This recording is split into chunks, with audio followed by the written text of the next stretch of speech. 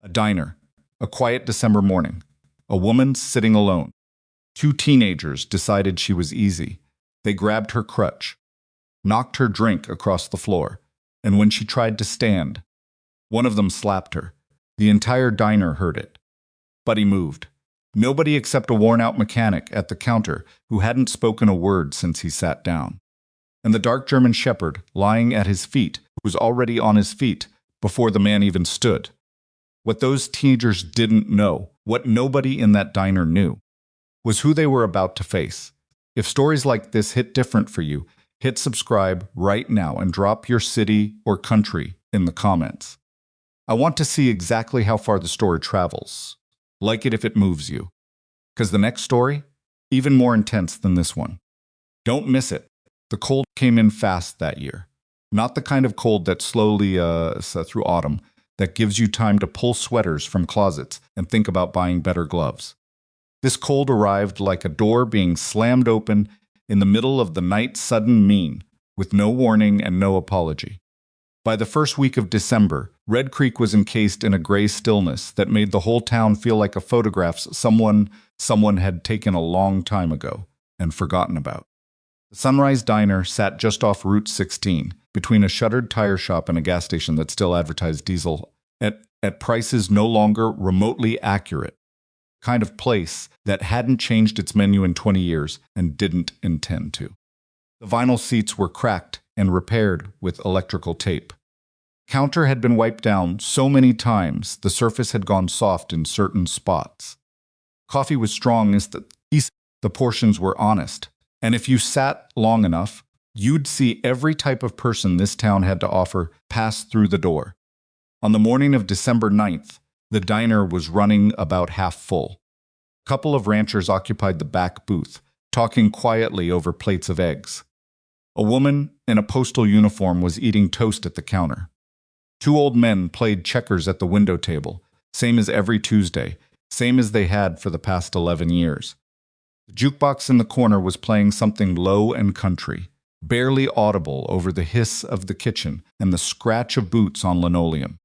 Mara Ellison arrived at 7:14 a.m. She pushed through the door with her left shoulder, the way she always did, not because the door was heavy, but because her left hand was occupied balancing the crutch tucked beneath her arm.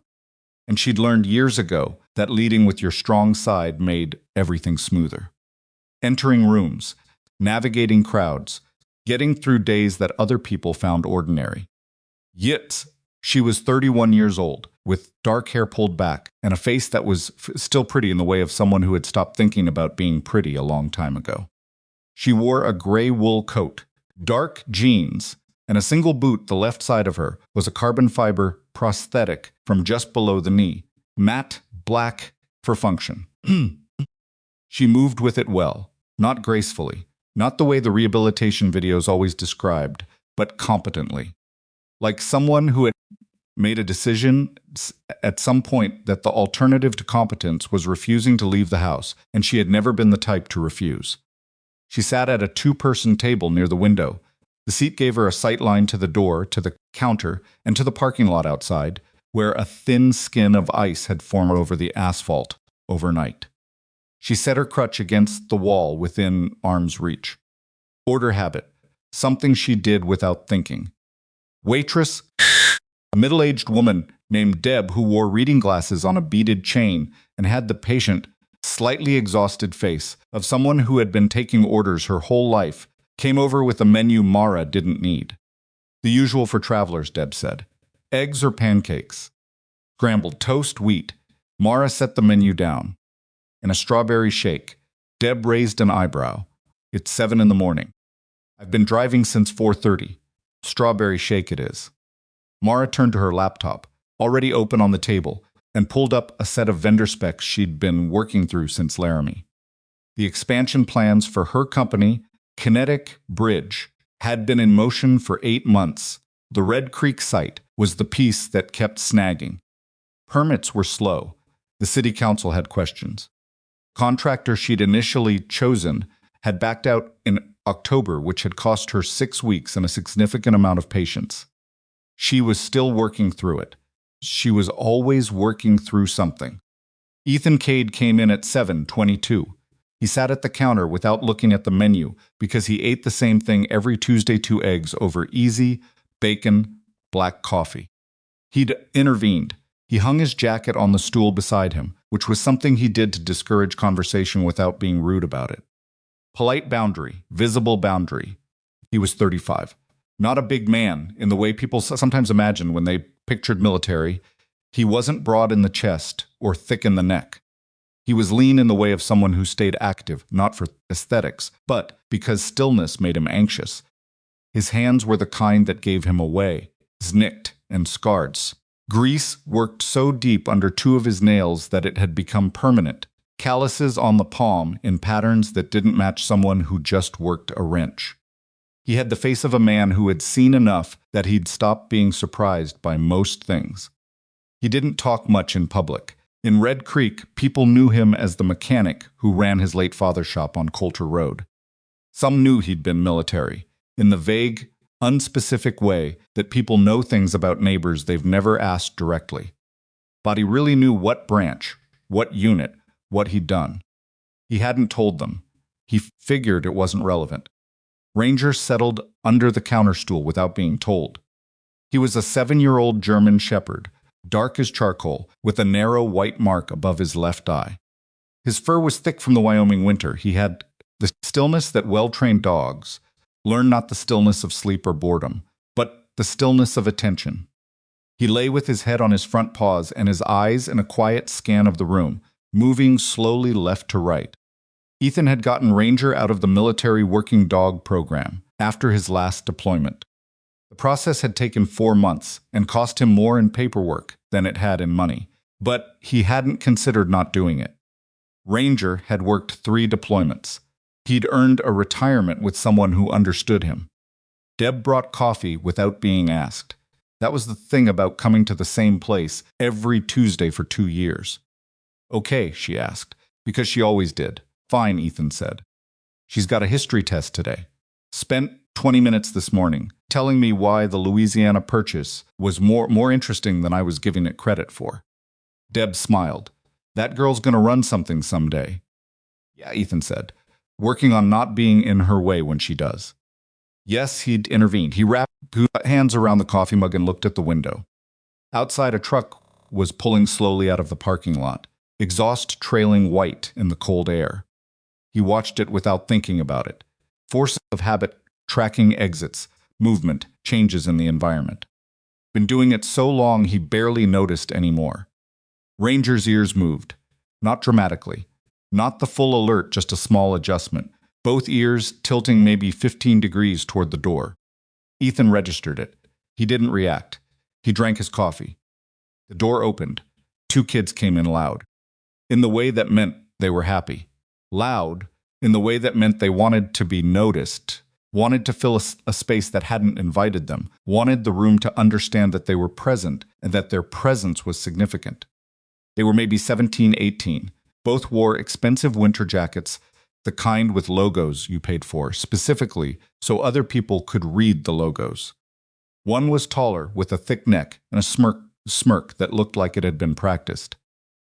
His other was shorter, wiry, and substance, with the kind of nervous energy that expresses itself in constant motion pulling at his sleeve, cracking his knuckles, bouncing on the balls of his feet.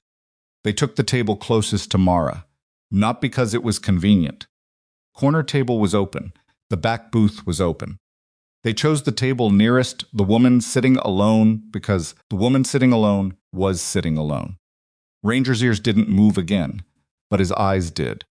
Taller one, Ethan would later learn his name was Kyle Bruin, son of a realist, estate developer who'd bought half the commercial property on the east side of Red Creek 2 years ago, leaned back in his chair until it tilted on 2 legs, and looked around the diner with the expression of someone who found everything he was seeing slightly beneath him. Place looks exactly like it smells, he said, loud enough for at least 4 tables to hear. His friend Tyler Dodd, whose father owned 3 car lots in the next county over, laughed like it was the funniest thing he'd ever heard. Deb came over, notepad in hand, face professionally neutral. What can I get you to? Kyle didn't look at her. He was looking at Mara's laptop screen. What's she doing? Working? In here? I can take your order when you're ready, Deb said. Give us a minute. Deb went back to the counter. Ethan's coffee mug stopped halfway to his mouth, not because of what they'd said, because of how they'd said it. Tone was a thing he'd learned to read before he learned to read rooms. The difference between a loud drunk and a violent drunk. Between posturing and actual threat assessment. These two were posturing. But posturing in front of an audience had a way of escalating its own stakes. He set the mug down. He watched. It started with staring. Kyle turned his chair so that he was facing Mara's table directly. He didn't say anything yet. He just looked at her, the laptop, the crutch against the wall, the prosthetic leg visible below the table. He looked with the kind of long, obvious attention that is designed to communicate I'm looking, and you can't do anything about it. Mara didn't look up. She knew he was there. Her jaw had tightened by a fraction. Anyone who wasn't watching wouldn't have caught it. Ethan caught it. Hey, Kyle said finally. What happened to your leg? Mara typed something. Hey, he said again. I'm talking to you. She's busy, Deb said, from behind the counter, her voice carrying that particular warning flatness of a woman who had de-escalated 100 of these moments and was already calculating how fast this one would escalate past her. Kyle turned to Tyler and said something Ethan didn't catch, and Tyler laughed again, the same practiced laugh, the kind that's less about finding something funny and more about performing complicity. Then Kyle stood up. He walked to Mara's table. He picked up her crutch. Just picked it up. Lifted it off the wall where she'd propped it, examined it like it was a curiosity, turned it over in his hands. The diner went quiet. Not all at once. The ranchers in the back stopped talking mid-sentence. The postal worker set down her toast. One of the old men at the window table turned to watch. Kitchen kept going, the clatter of pans, the hiss of something on the griddle, but the front of the house went still in that specific way that means everyone is suddenly and acutely aware that a line has been crossed and nobody has decided yet whether to say so. Looked up. She looked at the crutch in his hands. Then at him. That's mine, she said. Her voice was level. Asking. Stating. Yeah, I know, Kyles said. What is it like carbon fiber? That's expensive. Put it down. I'm just looking at it. You're holding it, she said. Put it down. He smiled. Set it on the table instead of against the wall, out of her easy reach. Sorry, he said, not sorry. Ranger raised his head off his paws. Ethan felt the shift and put one hand on the dog's collar. Tight. Just contact. I'm here. I see it. Wait. Mara reached for her crutch, and Kyle, casually, like it meant nothing, like it was an accident, bumped her arm with his elbow and sent the whole thing sliding off the table.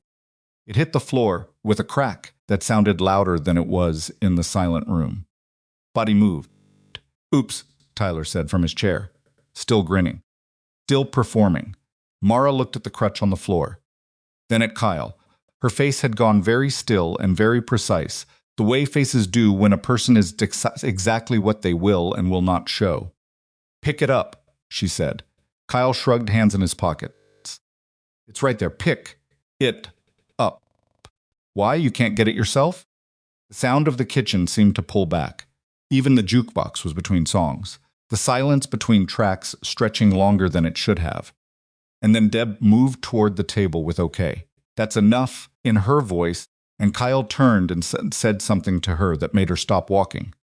Then Kyle turned back to Mara and looked at her with that particular brand of contempt that is really just cowardice dressed up in borrowed confidence, and he reached across the table and flicked the strawberry milkshake. Knocked, flicked, deliberate, controlled, choosing to do it. The glass went sideways off the table. It hit the tile and didn't quite shatter, it split, bottom halves separating from the top, pink liquid spreading wide and fast across the floor in a slow crawl that reached almost to the next table. Nobody moved. Kyle looked at the mess, then at Mara. He was smiling, and the smile was the worst part, not rage, even contempt exactly. Just the particular satisfaction of someone who has done what they wanted and hasn't been stopped and expected not to be stopped, and was correct. Mara tried to stand. Her right hand found the table edge. She shifted her weight, pushing up. Kyle's hand shot out.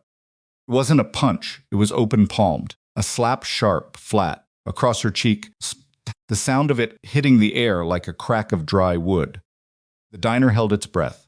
Ranger was already standing. Ethan was already off the stool. The dog had moved so fast and so silently that half the room didn't see it happen. One moment he was beneath the counter. The next, he was standing between Ethan and the table, every muscle in his body rigid, a sound building in his chest that wasn't yet a bark. More serious than a bark, a growl so controlled and deep, it seemed to come from somewhere older than the dog himself. Kyle turned.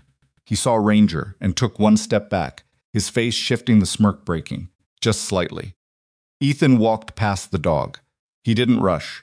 He walked at a pace that was somehow more alarming than running, because it was deliberate and contained and communicated that he had done this before in conditions where speed was secondary to outcome. He reached Kyle in 4 steps. "Hey man, chill," Kyle started.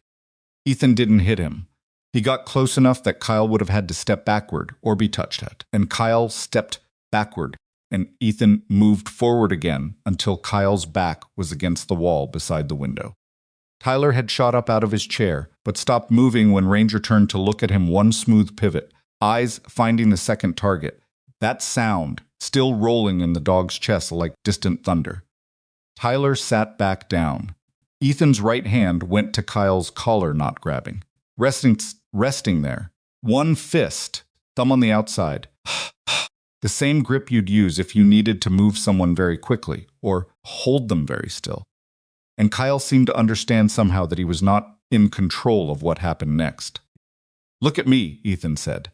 His voice was quiet. Not low in the movie. Threat way, just quiet. The way you talk when you don't need to perform anything because you already know where you are in the situation. Kyle looked at him. "Your hands are going to stay where I can see them," Ethan said. "You're going to stop talking. And when I'm done explaining what happens next, you're going to do exactly what I tell you to do, or this goes somewhere you don't want it to go. Do you understand that?" Kyle's jaw worked. The confidence was still there, or something that wanted to be confidence. "You can't just..." Ethan's hand tightened. Slightly. Just enough. Kyle stopped talking. "Good," Ethan said. "First thing you're going to do is pick up that crutch." Pause. "Now," Ethan said. Kyle crouched and picked up the crutch with shaking hands and held it out. Ethan took it and turned and placed it gently against the wall beside Mara's table, within reach where it had been. He turned back. "Now you're going to apologize to her," he said. "Not the kind where you're sorry if she was offended. The actual kind." Kyle's eyes cut sideways toward Tyler. Tyler was watching with his mouth open, and the performance entirely gone from his face. Just a 17-year-old kid, looking at something he hadn't expected and didn't know how to read. "I'm waiting," Ethan said. Kyle turned to Mara. His face had gone red in an uneven, blotchy way. "I'm sorry," he said, and his voice came out smaller than anything else he'd said since he walked in. "For what?" Mara said. Flat, not forgiving. Making him say it. Kyle swallowed. For the drink. And he couldn't finish it. "The slap," she said. "Yeah, say it, for the slap." Elle looked at him for a long moment. Then she looked at Ethan. Something passed between them that was not gratitude exactly. Something quieter and more complicated than that. Ethan turned back to Kyle. "Your name." "What?" "Your name." "And your parents' number." You're going to write it on the back of a receipt and give it to the woman behind the counter before you walk out this door." Kyle's eyes went wide. "Why do you need..." "For the damage." Ethan looked at the broken glass on the floor. "And because she's going to need it when she talks to the police." "This wasn't..." "Write it down," Ethan said. "Then you're both going to leave. You're not coming back in here today. You're not talking to her in the parking lot. You go directly to your car and you drive away. Say yes if you understand." A long pause. "Yes," Kyle said. "Tyler," Ethan said without turning. "You too." "Yes," Tyler said from his chair. Kyle wrote the information on the back of a paper menu he pulled from the table holder. His handwriting was bad and shaking.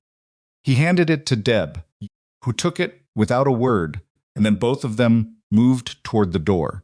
and the bell above the door rang when they pushed through it, and the parking lot swallowed them. The diner was quiet. Someone at the back started clapping, slow at first. The ranchers joined in. Then the postal worker, even one of the old men at the checkers table, knocked his knuckles twice on the window frame. Ethan stood very still and let it happen and did not enjoy it. His hands were trembling, not from adrenaline, exactly. Something deeper, something that got activated when he moved that way, stood that way, used his voice that way.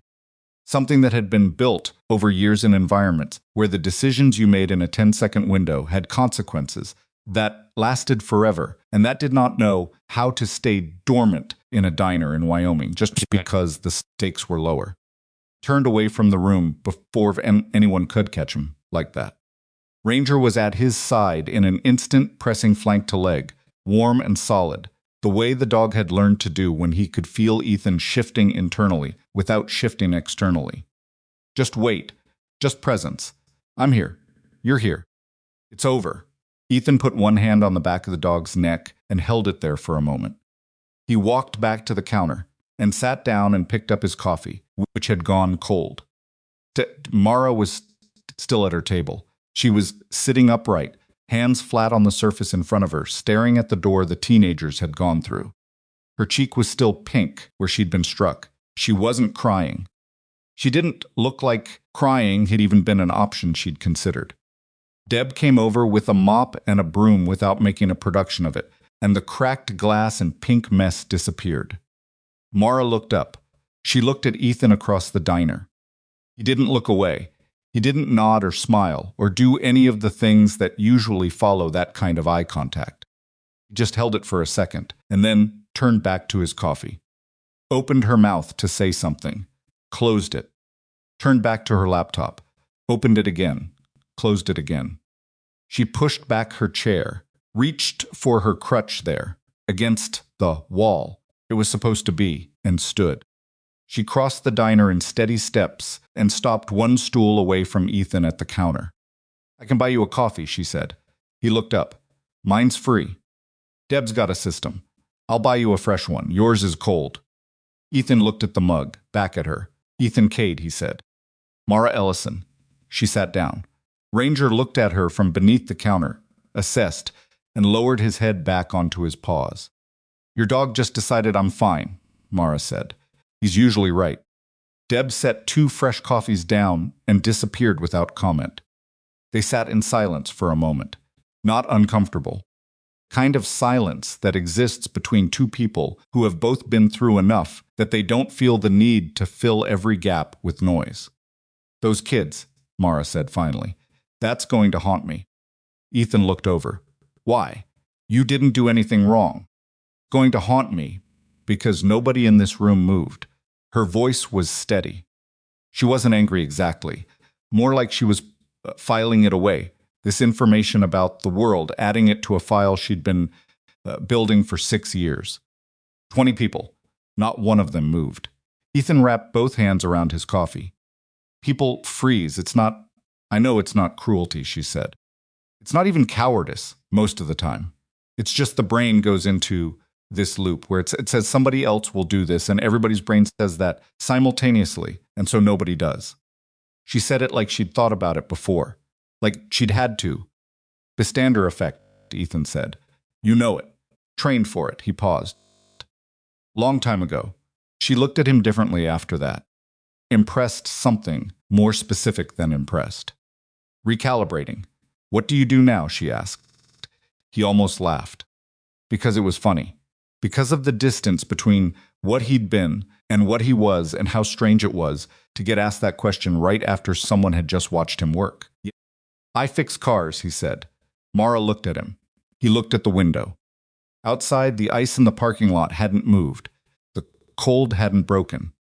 Red Creek sat exactly where it always sat, gray and quiet and holding its breath through another December morning. And Ethan's coffee sat in front of him steaming, and his hands had almost stopped shaking, and Ranger's weight was warm and solid against his leg, and he had no idea that the woman sitting one stool away from him was about to change the trajectory of everything.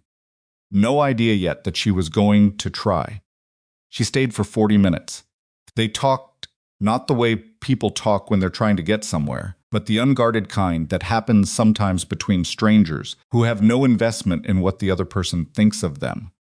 She told him about Kinetic Bridge, not the elevator pitch version, not the investor version, the actual version, which started with a rehabilitation center in Denver, and a physical therapist named Donnie who told her that the prosthetic she could afford would limit what she was able to do, and the prosthetic she couldn't afford would not, and how that conversation had made her so quietly furious that she'd gone home and written a 14-page business plan that night.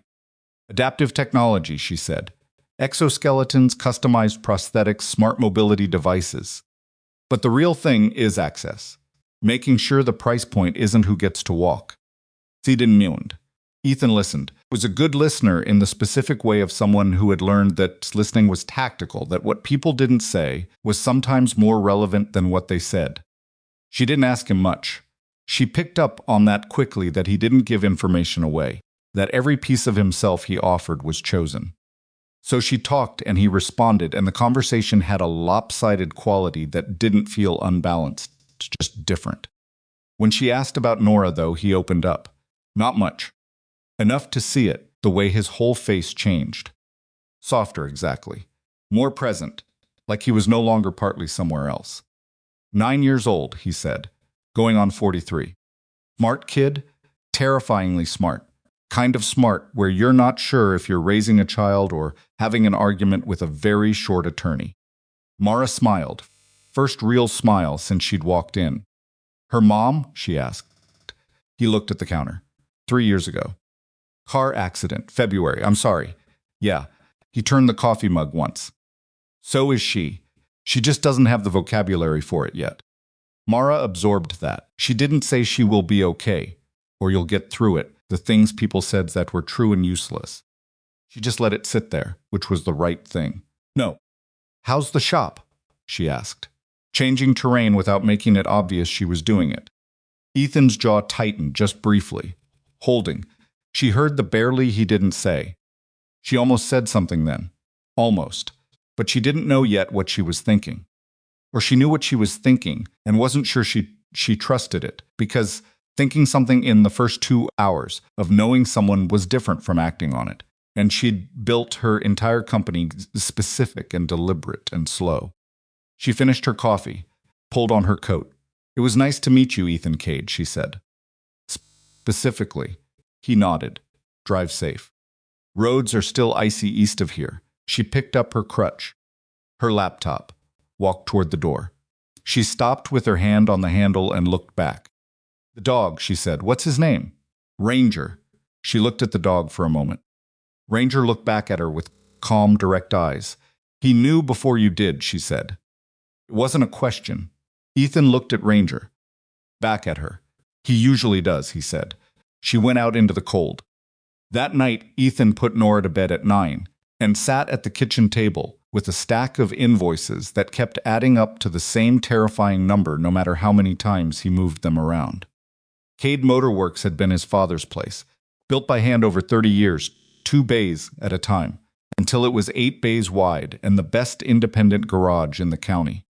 Then his father had gotten sick, slower and slower, and the bills had kept going. And the business had slid the way businesses slide when the person running them can't run them anymore.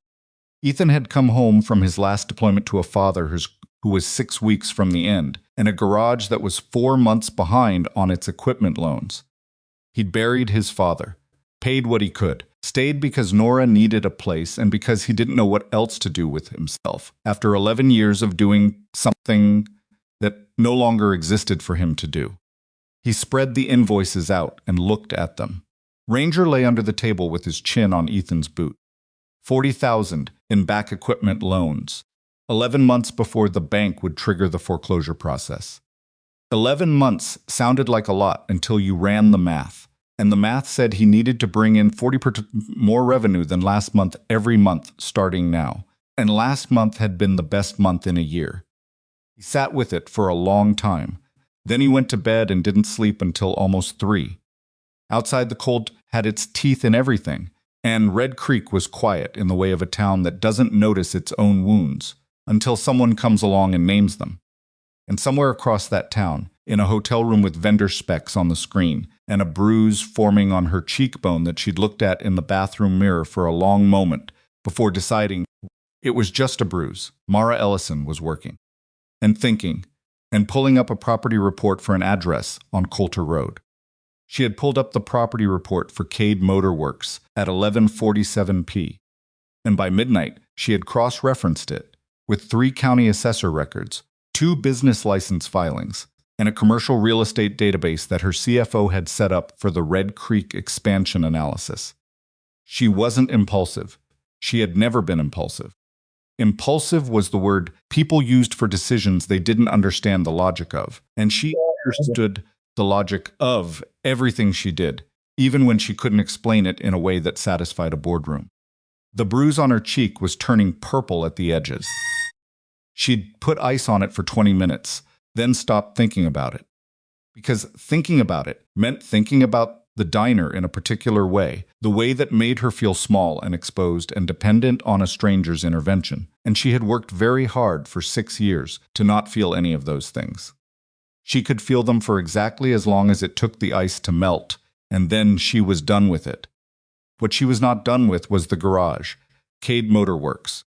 8 bays, corner of Coulter and Industrial Drive, 2 blocks from the site she'd been scouting for Kinetic Bridge's Red Creek expansion. Structure was solid. She could see that from the satellite view, newer roof, reinforced bay doors installed sometime in the last 4 years. The business license had been active for 31 years, which meant continuity, reputation, customers base. Yes, intervened.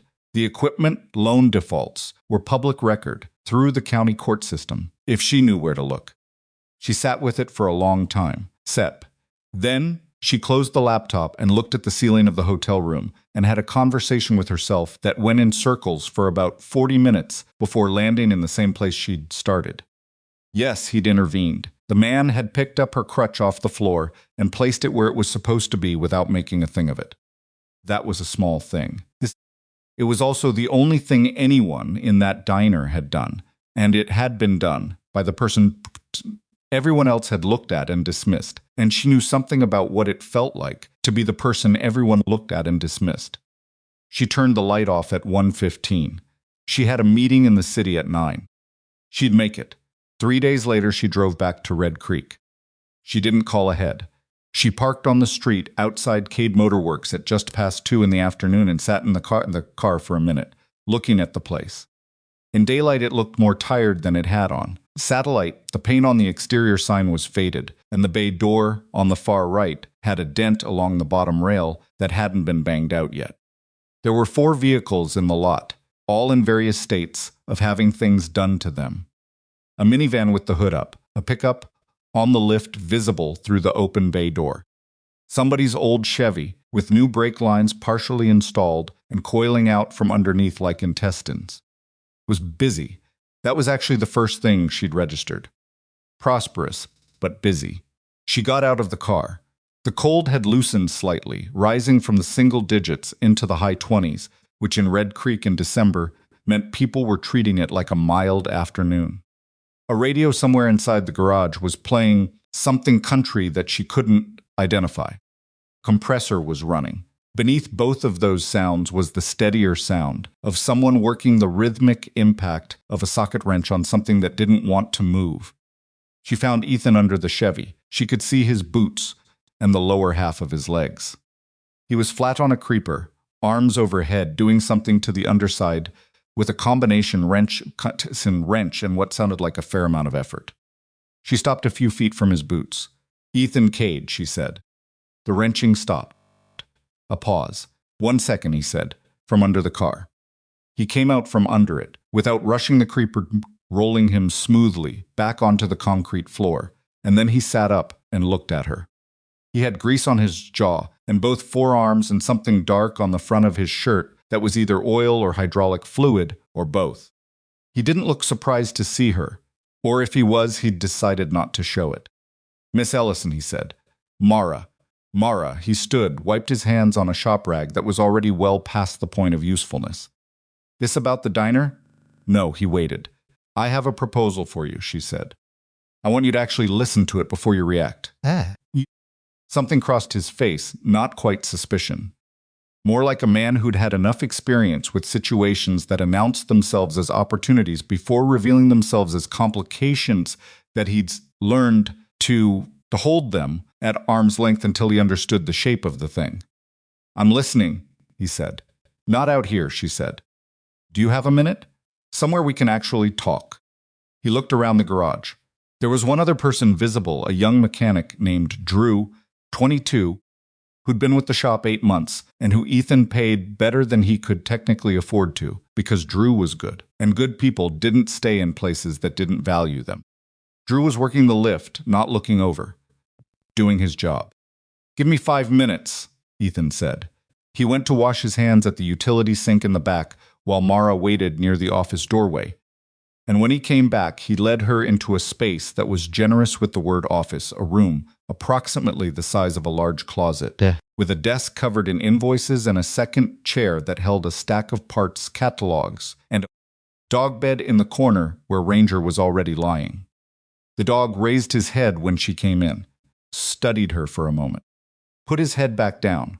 He remembers you, Ethan said. Is that good? He's relaxed. So yeah. She moved the parts catalogs to the floor without asking and sat in the second chair. Ethan leaned against the desk rather than sitting behind it, arms crossed, which she read correctly, not defensive, just occupying less space than the position of authority would give him. He wasn't sure what this was yet. Kinetic Bridge is expanding, she said. We've been looking at Red Creek for 8 months. There's a site 2 blocks from here that was our first choice old distribution center, good square footage, accessible off Industrial Drive. We've been going back and forth with the owner about the lease terms for most of the fall. I know the building, Ethan said. Peterson's old warehouse. That's the one. She set her bag on her knee. The expansion is happening regardless. What's been unclear is the full scope, the service component. What kind of service? Mobility. Not just devices, vehicles. Adaptive vehicle modifications. Hand controls, wheelchair conversions, accelerator and brake adaptations for people with limb differences, vision accommodations. Technology side is what we do, but installation and maintenance at the level we need that requires infrastructure and certified automotive capacity that we don't currently have in-house. He looked at her for a moment without saying anything. You want to use my garage, he said. I want to partner with your garage, she said. There's a significant difference. He uncrossed his arms. Cross them again. Walk me through the difference. Kinetic Bridge invests in the facility, not leases space invests. We upgrade the infrastructure to meet the adaptive vehicle certification requirements, which are specific and expensive. Stay operational and in charge of your day-to-day. You take on a training program. Your guys get some certified. You become the primary installation and maintenance provider for Kinetic Bridge clients in this region. She paused. And you come in as an equity partner in the Red Creek operation. He was quiet for long enough that the compressor outside cycling down was clearly audible. How much in investment, he said. Enough to retire the equipment loans and fund the facility upgrades. The exact number depends on the assessment, but we're talking in the range of 2 to 3 million over 18 months. The number landed in the room and stayed there. Ethan looked at the far wall. Was a framed photograph. There, an older man, heavy set with the same jaw as Ethan, standing in front of this same garage when the sign was new and was bright. His father. Mara could see that without being told. Why, Ethan said, why me? Why this garage? He turned back to her. You could partner with a certified adaptive vehicle shop in Cheyenne or Denver. You could build your own facility. No, you could hire people with MBAs and fleet management experience and a resume that doesn't have a gap labeled military service in the middle of it. He said it without bitterness. Just the flat accuracy of someone who had done the math on himself. Why are you sitting in this office? Mara held his gaze. Because I watched you handle a situation 3 days ago that most people would have made worse. The way you handled it told me more about your judgment than any resume. That's not a business reason. It's the beginning of one. She leaned forward slightly. What you did in that diner wasn't just restraint. It was de-escalation with a purpose. You assessed, you prioritized the outcome over the satisfaction of responding, and you held the line without causing collateral damage. That's the same skill set I need in someone running an operation that deals daily with clients who are already navigating systems that weren't built for them. Clients who don't need another person in their life, who underestimates them. He was quiet again. I fix cars, he said finally. Same thing he'd said in the diner, but this time it sounded less like a statement and more like a question. You fix things, she said. That's different. Ranger shifted in the corner, sighed the long sigh of a dog who had been listening and found it acceptable. Ethan looked at the invoices on his desk, didn't pick them up, just looked at the pile of them, which represented something he didn't have to explain to her, and apparently didn't feel the need to. I'm going to need time, he said. Take it. I'm going to need to see the full proposal. Numbers, structure, what equity actually means in terms of decision-making, just percentage. That's reasonable. My CFO can have the deck to you by Friday. I want the adaptive vehicle certification process laid out. Timeline, cost, what it requires from my people, already drafted. It'll be in the packet. He looked at her. You drafted it before you came in here. I drafted it before I drove back to Red Creek, she said. Something shifted in his face. Not quite a smile, closer to the expression of a man who had expected to be treated as a problem to be managed and had found instead that he was being treated as a variable that had already been calculated. It was a better feeling than he was ready to say out loud. I've got a daughter, he said. This place, it's not just the business. She grew up here. Her grandfather built it.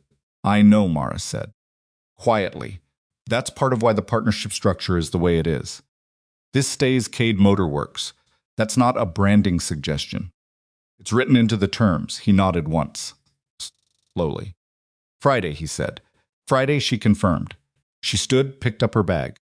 Ethan moved toward the door and held it, and she went through it into the garage, where Drew was just lowering the lift and the compressor had started up again, and the radio had moved on to something with a steel guitar. One more thing, Ethan said. She turned. The bruise, he said. Are you okay? She touched her cheek without thinking about it, the way you touch a thing you've been not thinking about. Purple had softened to yellow at the edges by now. It's fine, she said. Hurts a little when I smile. So I've been keeping that to a minimum. It was a joke. Took it as one. Smart, he said. She went out to her car. He watched from the bay door for a moment before going back to the Chevy and its half-installed brake lines, and he lay down on the creeper and pushed himself back under and stared up at the underside of a vehicle he understood completely. $2 to $3 million. Equity. Partner. His late father's shop with new paint on the sign and certified mechanics and people coming through who needed something he actually knew how to provide. He took the combination wrench and put it on the fitting that had been giving him trouble and turned it, and this time it moved. Friday came and went. He read the proposal twice. He'd intervened. Then he made Nora go to bed and read it a third time with a yellow legal pad beside him, writing notes in handwriting that was better than it should have been for a mechanic's hand. Called 3 people. He trusted a former SEAL teammate now working in civilian logistics in Colorado, a business attorney in Casper who he'd used once for a contract dispute, and his accountant, a 60-year-old woman named Rita who had done the shop's books for 12 years, and who told him, very plainly, that the equipment loan situation was 14 months from becoming unfixable. This is a legitimate offer, the attorney said. The equity structure is unusual in that it's actually favorable to you. Whoever drafted this wasn't trying to hide anything. Is that suspicious? Ethan asked. It's unusual, the attorney said again. I'd want to understand the motivation better. But the document itself is clean. His teammate in Colorado said, "What do your instincts say?" Ethan was quiet for a moment. They say she's not wrong about the need. and they say she doesn't bluff. Since when do your instincts get overruled? Since I have a 9-year-old who needs this garage to still exist in a year. His teammate let that sit. Then take the meeting. Sign anything yet, but take the meeting. He called Mara on Saturday morning. I want to meet your CFO, he said without preamble. And I want to walk the Peterson building before we go any further. Monday works. He hung up and stood in his kitchen for a minute, looking at the refrigerator, which had a drawing on it that Nora had made in 2nd grade, a woman with brown hair, and a man with a dog, and a building that was supposed to be the garage, labeled in uneven letters, our shop. He looked at it long enough that Nora, coming in for cereal, caught him looking. Dad, she said. Yeah, you're doing the thing where you stare at stuff. Stare at stuff sometimes. You do it when you're deciding something. She poured cereal. What are you deciding? He turned. She was in her pajamas. 8, she'd correct him. 9 3/4 with her mother's eyes and his stubbornness and a directness that had been stopping him mid-sentence since she was 4 years old. Something about the shop, he said. Good or bad? No yet. Could be both. She ate a spoonful of cereal. Thought about it. Ranger thinks it's okay, she said, nodding toward the dog, who was lying in a bar of winter sunlight by the back door. Ranger doesn't know what we're talking about. He was there when you were reading the papers last night. He didn't growl. Ethan looked at the dog, then at his daughter, at the drawing on the refrigerator. Go get dressed, he said. I'll make eggs. Monday's meeting lasted 3 hours. Mara's CFO was a compact, precise woman named Sandra Yee, who wore reading glasses on a lanyard and had the organized, slightly impatient manner of someone who found most meetings 20 minutes longer than necessary. She brought printed packets, color-coded with tabs. She put one in front of Ethan and watched him go through it page by page and seemed to recalibrate her assessment of him. Somewhere around page 7, when he asked a question about the depreciation schedule that she hadn't expected. You've read financial statements before, Kay, she said. We ran operating budgets in the military, he said.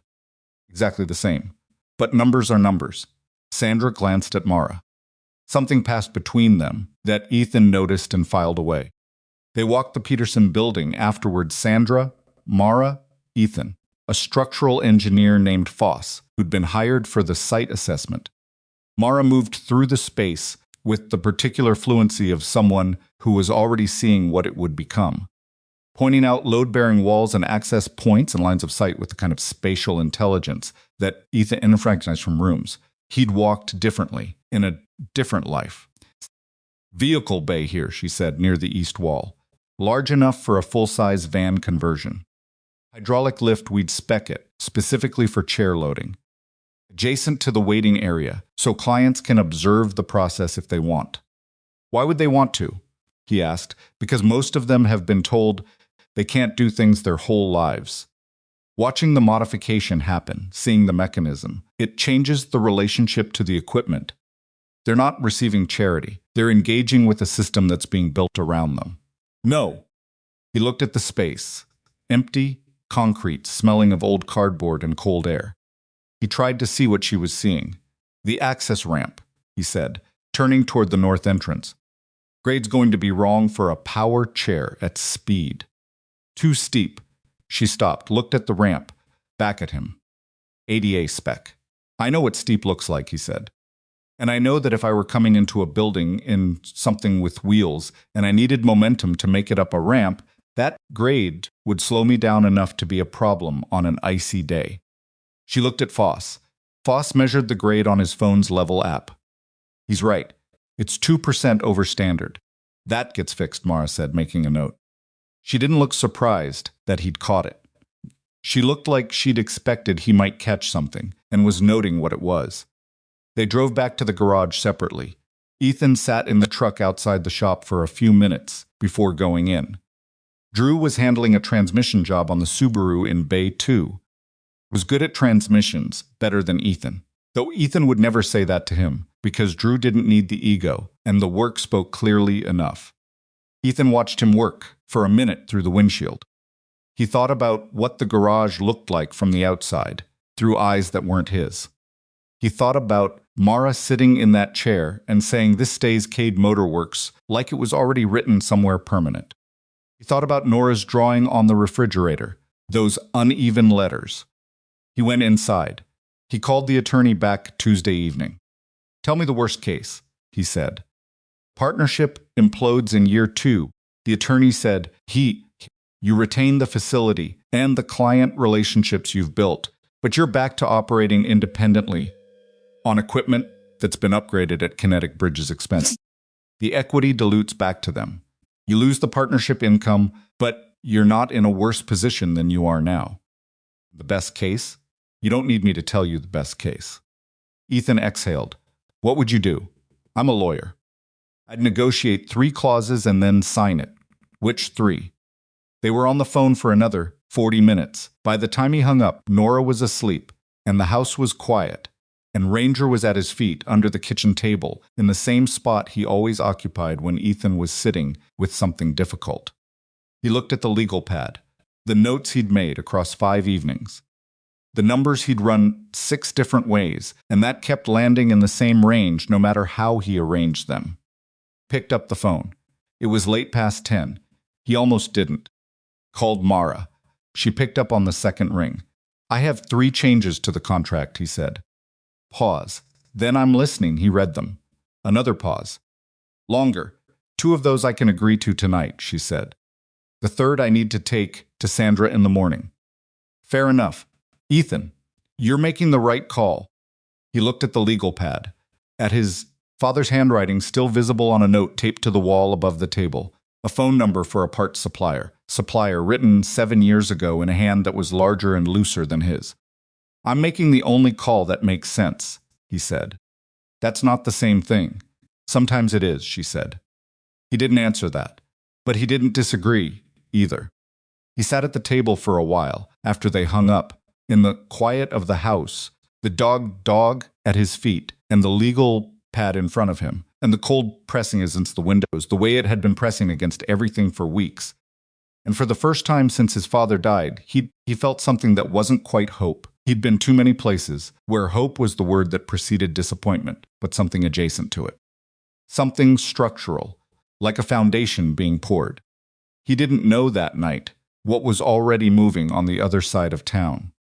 He didn't know that word of the Kinetic Bridge expansion had reached the wrong person 3 days earlier, or that that person had made 2 phone calls of his own. That by the time the ink was dry on the partnership agreement, someone was already planning to make sure it never mattered. He turned the light off and went to bed, and Ranger followed him down the hall and settled at the foot, and the house held its breath in the dark. The ink dried on a Thursday. Sandra Yee drove up from Cheyenne with 2 copies of the finalized agreement in a leather portfolio, and they signed at the desk in the garage office Ethan, Mara, and Sandra as witness, and the whole thing took 11 minutes, which felt wrong for something that had taken 3 weeks of negotiation and 30 years of a man's life to make possible. Ethan expected to feel something definitive when the pen left the paper. He didn't. He felt tired and cautiously alert, the way he felt after an operation that had gone according to plan, when the professional part of his brain was already cataloging what came next, while the human part was still processing that nothing had gone wrong yet. Mara shook his hand. "Welcome to Kinetic Bridge," she said. "Still Cade Motorworks," he said. "Both things are true." Sandra gathered the papers, capped her pen, "No," and had the particular expression of a CFO who has just committed a significant amount of capital to a mechanic in Wyoming and was at peace with it in the careful, analytical way of someone who had done the math 6 times and trusted the math. She left within 20 minutes. She had another meeting in Denver by 4. Mara stayed a little longer. She walked the bays while Ethan talked her through the equipment, what was current, what needed replacing, what could be upgraded, versus what needed to be pulled entirely. He spoke about it technically and without embarrassment. The way you discuss a patient's chart when you trust the doctor. Here's what works. Here's what doesn't. Here's what I've been compensating for. She listened the way she always listened, not performing attention, but actually paying it, which was rarer than it should have been and which Ethan noticed without commenting on. Drew was watching from Bay 3 with the studied casualness of a young man trying very hard not to appear to be watching. "Drew," Ethan said. Drew looked over. "Come meet your new business partner." Drew wiped his hands and came over and shook hand with the slightly formal manner of someone who was 22 and not sure of the correct register for the moment. "Drew Hatch," he said. "I do mostly drivetrain. Transmissions, differentials. Some engine work. Have you done any adaptive vehicle work?" Mara asked. "Ma'am, you want to?" He glanced at Ethan, back at her. "I mean, yeah, absolutely. Good. There's a certification course in Denver in February. Ethan will get you the information." Drew nodded with the focused expression of someone filing away a very specific piece of good news to think about later. Mara left at 3:15. Ethan stood in the bay door and watched her car pull onto Industrial Drive and turn south. He'd intervened, and then he went back to the Subaru he'd been meaning to finish for 2 days, and crawled under it, and did not allow himself to think too carefully about what had just happened. He told Nora that night over dinner. He kept it simple. The company was investing in the garage. It would mean changes. Good changes. The shop wasn't going anywhere. Put down her fork. "Is it that lady?" she said. "From the diner?" Ethan looked up. "What do you know about the diner?" Drew told Marcus, who told Lily Chen, who sits next to me in fourth period, and Lily told me. Red Creek was a small town. He'd forgotten for a moment. He said, "It's her company." Nora picked her fork back up. She seemed smart. "She is. You seem less stressed." "Slightly." "Good," she said. "You were doing the jaw thing." "What jaw thing?" "The thing where your jaw goes like..." She mimicked a subtle tightening that was accurate enough to be embarrassing. "You've been doing it for months." He looked at his daughter. "Eat your dinner," he said. She ate her dinner with the quiet satisfaction of someone who had made their point. The first 3 weeks moved fast.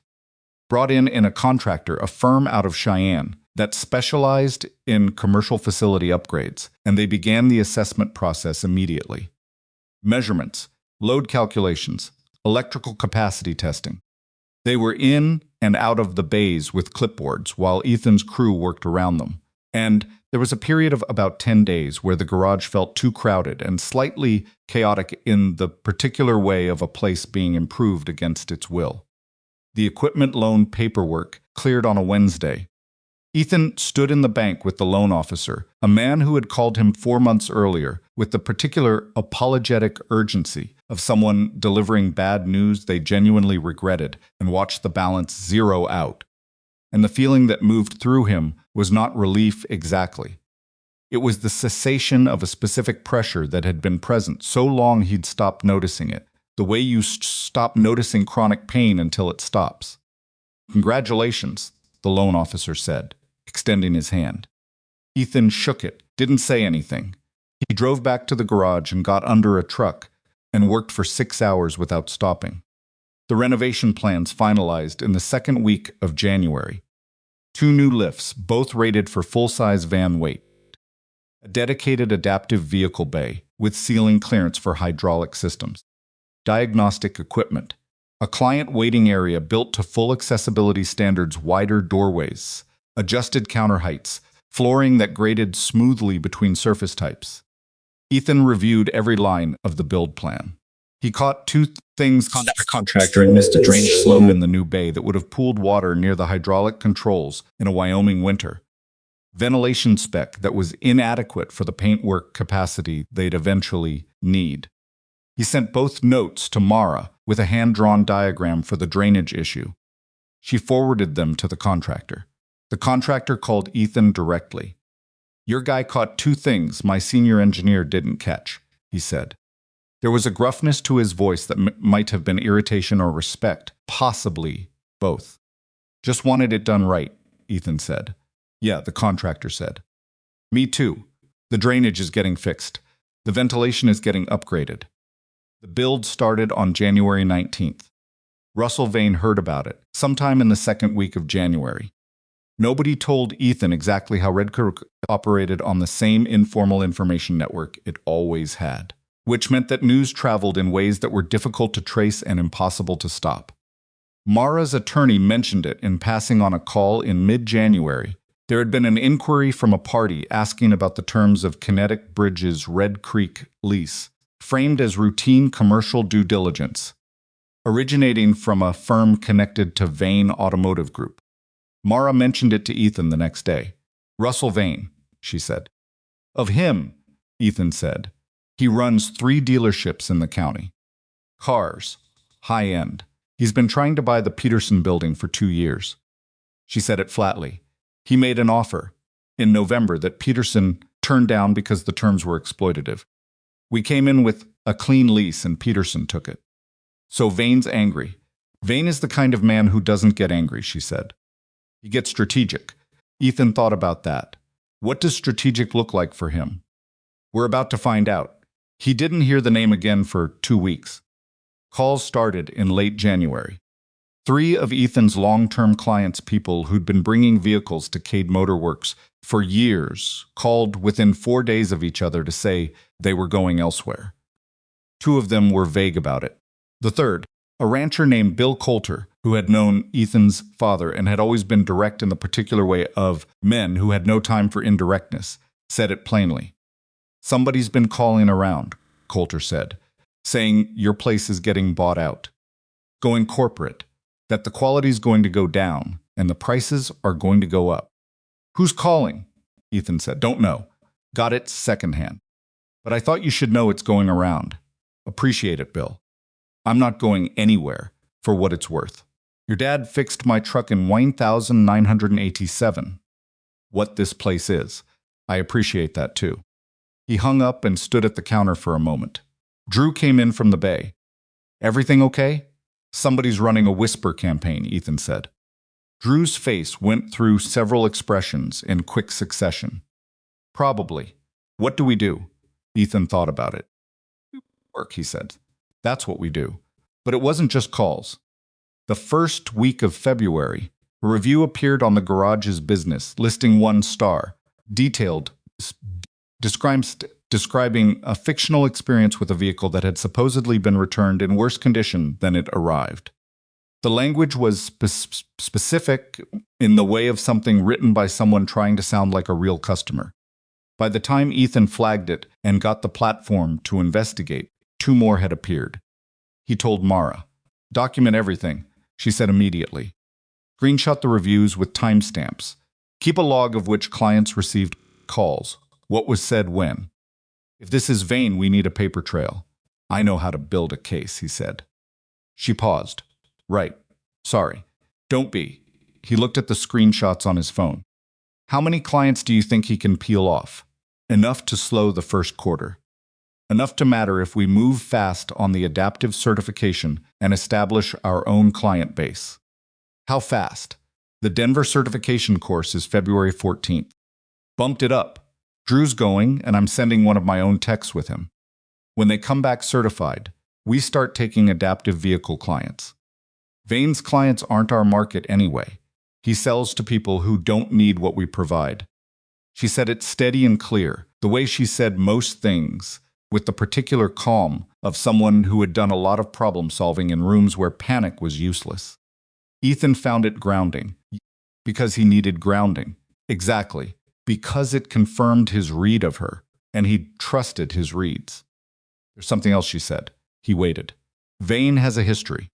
3 years ago, a small EV service shop in Rawlins tried to compete with one of his service centers. Within 6 months, they'd been hit with 3 zoning complaints, all of them meritless, all of them eventually dismissed. But the process cost the owner 14 months of delays and enough legal fees that they scaled back." She paused. "He doesn't fight fair. I know people like him," Ethan said. "I know you do."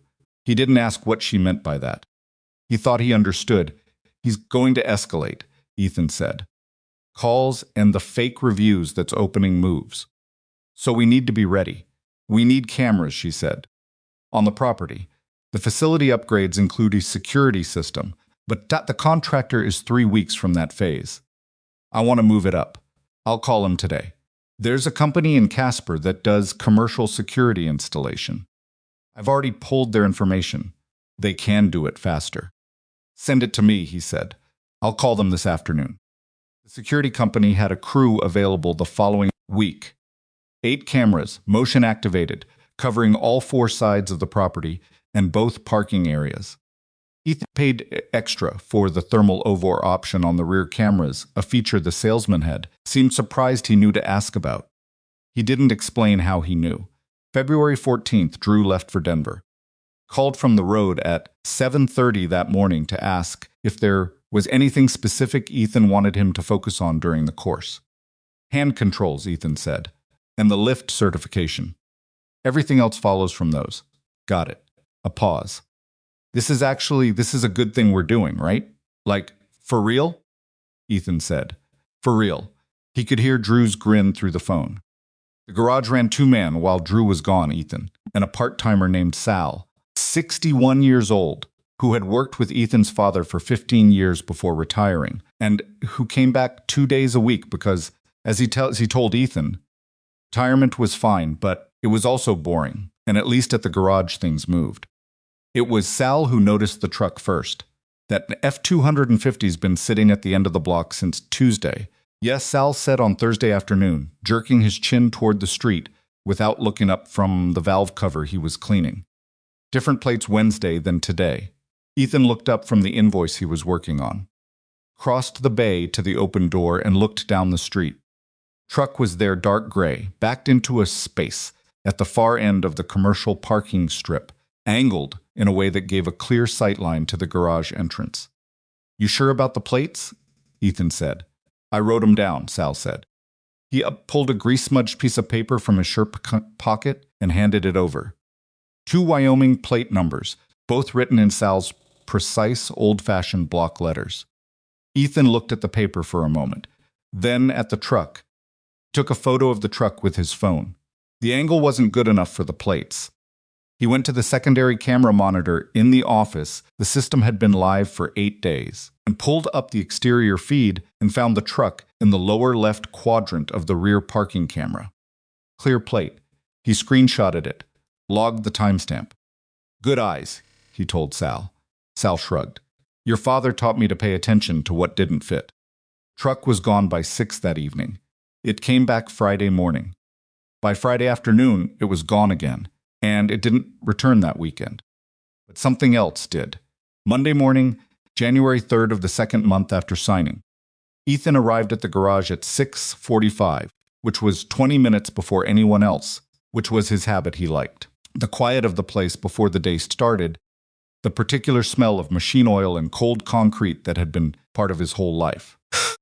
He would make coffee in the back room, check the day's schedule, do a walkthrough of the bays. He was doing the walkthrough when he saw it. The far wall of Bay 8, the bay that had been framed out as the future adaptive vehicle installation space, the new drywall still showing the seams of recent works that had something on it. He walked closer. 2 words spray-painted in large red letters across the fresh wall. Stay small. He stood looking at it for a moment. He did not feel what he might have expected to feel, the hot, immediate anger, the desire to find whoever had done it and compress that desire into something kinetic. He'd felt that thing a lot of times in a lot of contexts, and he knew what to do with it, which was to set it aside and look at the actual situation. Pulled out his phone and took 12 photographs of the wall from 4 different angles. He checked the timestamp display on each photograph. Then he went to the camera system and pulled up the overnight footage for Bay 8. The external cameras had caught something at 2:17 Hemset, a figure, dark clothing, hood up, coming over the rear fence at the blind spot beside the parts warehouse. The figure had moved along the exterior wall and disappeared around the corner toward Bay 8, which had a side door with a basic lock that Ethan had already identified as inadequate, but hadn't replaced yet because the new lock set was on back order. He watched the footage 3 times. Then he picked up the phone and called Mara. She arrived in 40 minutes. She stood in Bay 8 and looked at the wall. Her face was still in the way it went when she was absorbing something she had not wanted to have to absorb. She looked at it for about 15 seconds. You have footage? She said. Clear enough to identify, possibly. The hood is up throughout. but the gait is distinctive. He paused. Also, they wore gloves, but they went over the rear fence and it snowed overnight. Our prints. She turned to look at him. I've already photographed them, he said. And I've got the surveillance footage from last week. The truck that was watching the property, I have both plate numbers, logged with timestamps. She was quiet for a moment. You've been tracking this? Since Sal flagged the truck. Who's Sal, part-timer? 61. Former Army. Did 2 tours in Vietnam before I was born. He said it without preamble, the same way Sal himself would have said it. Mara absorbed that. Okay. She straightened. We need to call the investigator I've been working with in Cheyenne. Local police not yet. The local department has 2 people who do property crimes, and this needs someone who can connect it to the pattern. Agreed. And I need to call my attorney. Make your calls, he said. I'll document the footprints before it warms up and loses the edges. She looked at him with an expression he couldn't quite name, something that was partly the acknowledgement of watching a person function under pressure in a way that had been trained into them, so deeply it was no longer separable from who they were. She went to make her calls. He went to photograph the footprints. The investigator's name was Carla Reyes. She drove up from Cheyenne that afternoon, a compact woman in her early 50s, with the focused, slightly compressed energy of someone permanently operating in environments where she had to be twice as prepared as anyone else in the room. She sat in Ethan's office and went through everything he'd compiled. The photographs of the spray paint, the security footage, the footprint images with scale references, the log plate numbers with timestamps, screenshots of the fake reviews with timestamps, the notes from the Coulter phone call. She went through it without speaking for almost 10 minutes. You organized this like an evidence package, she said finally. That's what it is, Ethan said. Most people hand me a phone with some photos and a lot of feelings. She sets the folder down. This is actually useful. She pulled up a database on her laptop and ran the plate numbers while they watched. Both vehicles came back registered to a Shell LLC. LLC had a registered agent address that matched, after 2 more searches, to a property management company with documented ties to Vane Automotive Group's parent entity. It wasn't proof of Vane's direct involvement. It was a thread. Give me a week, Reyes said. What are you looking for? Mara asked. I want to pull the vandal footage against the security footage from the other Rollins case I mentioned. Same fence entry.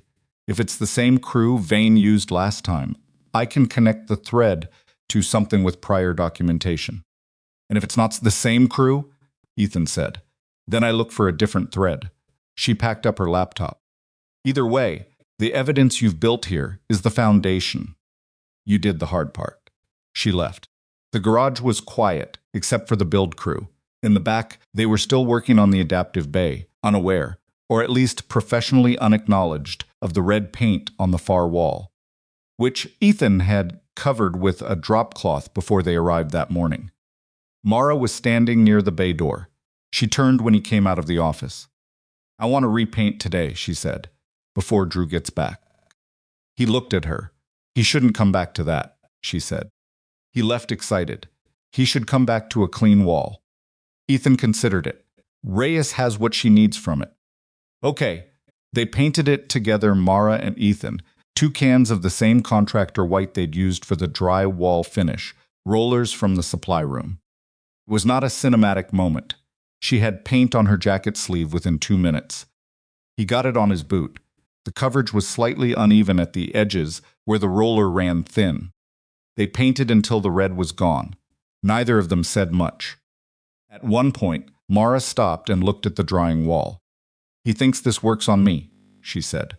Someone tells me to stay small. I stay small. Does it? Ethan said. She looked at him. Her expression did something complicated. I built a company after losing my leg, she said. A man spray-painted 2 words on a wall. She picked up the roller again. They finished the wall and cleaned the rollers, and the bay smelled of fresh paint when Drew called from the road the next afternoon to say it was 2 hours out, and he'd aced the hand controls certification on his first attempt. Ethan told him the bay was ready for him when he got back. He didn't mention the paint. He didn't mention Reyes, or the footage, or the truck. He mentioned none of it, because it wasn't resolved yet. Vane was still out there, still connected to nothing provable, still operating through shells and hired surrogates. And the thread Reyes was pulling was thin. It was there, and Ethan had spent 11 years of his life learning that a thin thread, right hands, yes, enough patience, was enough to unravel almost anything. He locked the garage at 6 and walked to the truck, and Ranger was in the back seat, waiting with the particular patience of a dog who knew what waiting was for. "Come on," Ethan said. Ranger jumped down. They walked the perimeter of the property together. In the blue-gray dusk, the dog's nose working the fence line, the cold holding steady, the new cameras watching from their brackets on each corner of the building. The rear fence, Ranger stopped, raised his nose. Very still. Then he moved on, relaxed, satisfied with whatever he'd found and cataloged. Ethan watched him and said nothing.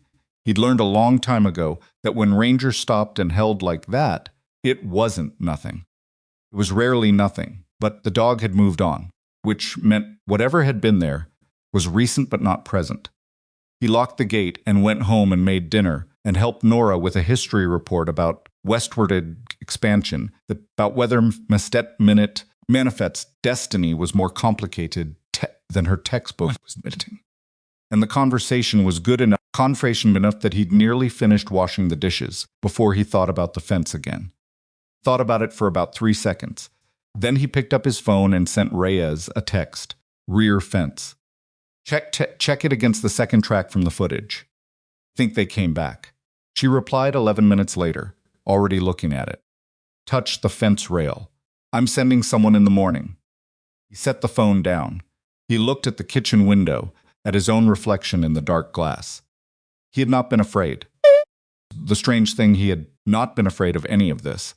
The spray paint, the truck, Vane's name floating in the background like bad weather. Been alert, which was different. He'd been tracking, he'd documenting, yet preparing, which was the thing he knew how to do when the environment became hostile. What he noticed was that he was protecting something that mattered to him. That was the part that surprised him, not the method. The reason. He had built something here in the years since he came home, not intentionally, as a plan, but through the slow accumulation of staying and working and not leaving when the easier thing would have been to sell the shop and start over somewhere else. He'd stayed because of Nora and because of his father, and because he didn't know, honestly, what else to do. But it had become something. Cade Motorworks, his name. His father's work. Drew's hands. Sal's eyes. A partnership agreement with a woman who had been in a diner and had turned it into something forward-moving before the bruise even faded. And someone was trying to take it apart. He turned from the window. Ranger was already in the hallway, waiting. "Yeah," Ethan said. "Yeah," he'd intervened. "I know." He went down the hall toward the sound of Nora reading to herself in her room, her voice carrying low and steady through the closed door, and he stood outside it for just a moment and listened to that. Then he went to bed, and this time he slept.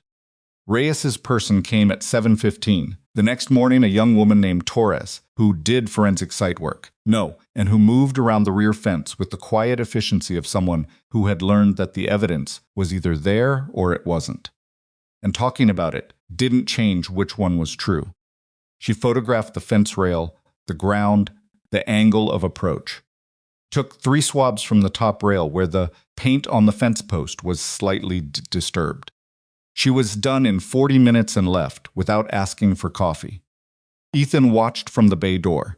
Sal arrived at 8, read the situation from Ethan's posture, and went directly to work without asking questions. That was one of the things Ethan valued most about Sal's. He had a precise sense of when questions were useful and when they weren't, which was a thing that came from a particular kind of experience. Drew came back from Denver at 10:30 with a certification card, a rolled-up course manual, and the specific, energized tiredness of someone who has spent 4 days learning something that mattered to them. "Tell me about the hand controls," Ethan said, before Drew even had his jacket off. Drew told him, for 20 minutes, standing in the middle of the adaptive bay with the fresh white walls. He walked through the installation sequence, the calibration tolerances, the safety certification checklist. He'd taken notes in a small spiral notebook, and he referred to them without embarrassment, which was correct. You referred to your notes when you had them, because your memory was not always as good as you thought it was. And the cost of being wrong in adaptive vehicle work was someone losing control of their car. Ethan listened. He asked 4 questions. Drew answered 3 of them correctly, and on the 4th said, "I'd have to check the spec sheet," which was also the correct answer. "Good," Ethan said. "That's it? Good? What else do you want?" "Nothing. Good. Works." Reyes called at 2 that afternoon. "The swabs from the fence rail came back faster than I expected," she said. "I pushed them. One of them has a partial print, not enough for a standalone ID, but enough to compare against a known sample if we get one." "The footage comparison?" Ethan said. "That's why I'm calling." Her voice had the particular compression of someone delivering information they find significant. "The gait pattern from your overnight footage matches the Rawlins incident footage at 67%. That's not conclusive, but I also pulled contractor records for the Rawlins case. The property damage was handled by an insurance claim, which means there's an adjuster report, which means there's a documented description of the damage. The spray paint in Rawlins. Same color, same type of paint, high-gloss enamel, which is unusual for vandalism because it's more expensive than rattle cans. The phrase used was different, but the format was the same. 2 words, imperative. Ethan was quiet for a moment. "He uses the same crew," he said. "He uses the same crew," she confirmed. "Can't prove Vane directed it." "Not yet. What I can do is connect the crew to prior activity, which gives the pattern credibility and gives your attorney something to work with if this goes civil." "What do you need from me?" "Right now? Nothing. Keep documenting. Keep the cameras running. Don't retaliate. Don't confront. Don't let anyone connected to the garage do anything that gives Vane's attorneys something to point at." A pause. "That last part is specifically for you." He didn't ask what she meant. He knew what she meant. "Understood," he said. He hung up and stood at the counter for a moment, and then picked up the phone again and called Mara. She listened to the full update without interrupting, which was her way. 67% gate match, she said when he finished. "Not court ready. Combined with the paint, the plates, the LLC structure, the Rawlins history. It builds a picture," he said. "Pictures aren't proof. But pictures are what you show to journalists." He paused. He hadn't thought of it that way. And he noticed that he hadn't, and he noticed the way she had immediately, without having to construct the logic step by step. It was just there for her. "You're thinking about going public," he said. "I'm thinking about the leverage equation," she said. "Vane is using pressure because he believes we'll absorb it quietly. He's done this before, and it worked because the Rawlins owner absorbed it quietly. The thing that changes the equation is making the pressure visible. If we go public before we have proof, it's a defamation exposure. If we go public with what we have documented, pattern, prior incident, physical evidence that's been turned over to investigators, it's a news story. And Vane Automotive has 3 dealership locations and a commercial real estate portfolio in this county. He has investors. He has a bank. None of those people wanted to be associated with a story about spray paint and hired vandals." Ethan thought about it, about the difference between what worked and what was right, and whether those 2 things were the same here, and whether it mattered if they were. "We go to Reyes first," he said. "We give her the time she asked for. If she comes back with something solid, we talk to the attorneys about disclosure. If we start pulling media levers before the investigative piece is clean, we lose the credibility of the evidence." Pause. "You're right," Mara said. He'd half expected her to push back. "I'm right," he said. "I just wanted to make sure you agreed before I said it out loud." She made a sound that was almost a laugh. "Give Reyes her week." The week turned into 9 days. The garage ran. The adaptive bay was completed by the contractor. On a Wednesday, the new lift installed. The diagnostic station calibrated. The specialized tooling mounted on the wall in the order Drew had specified based on his course notes.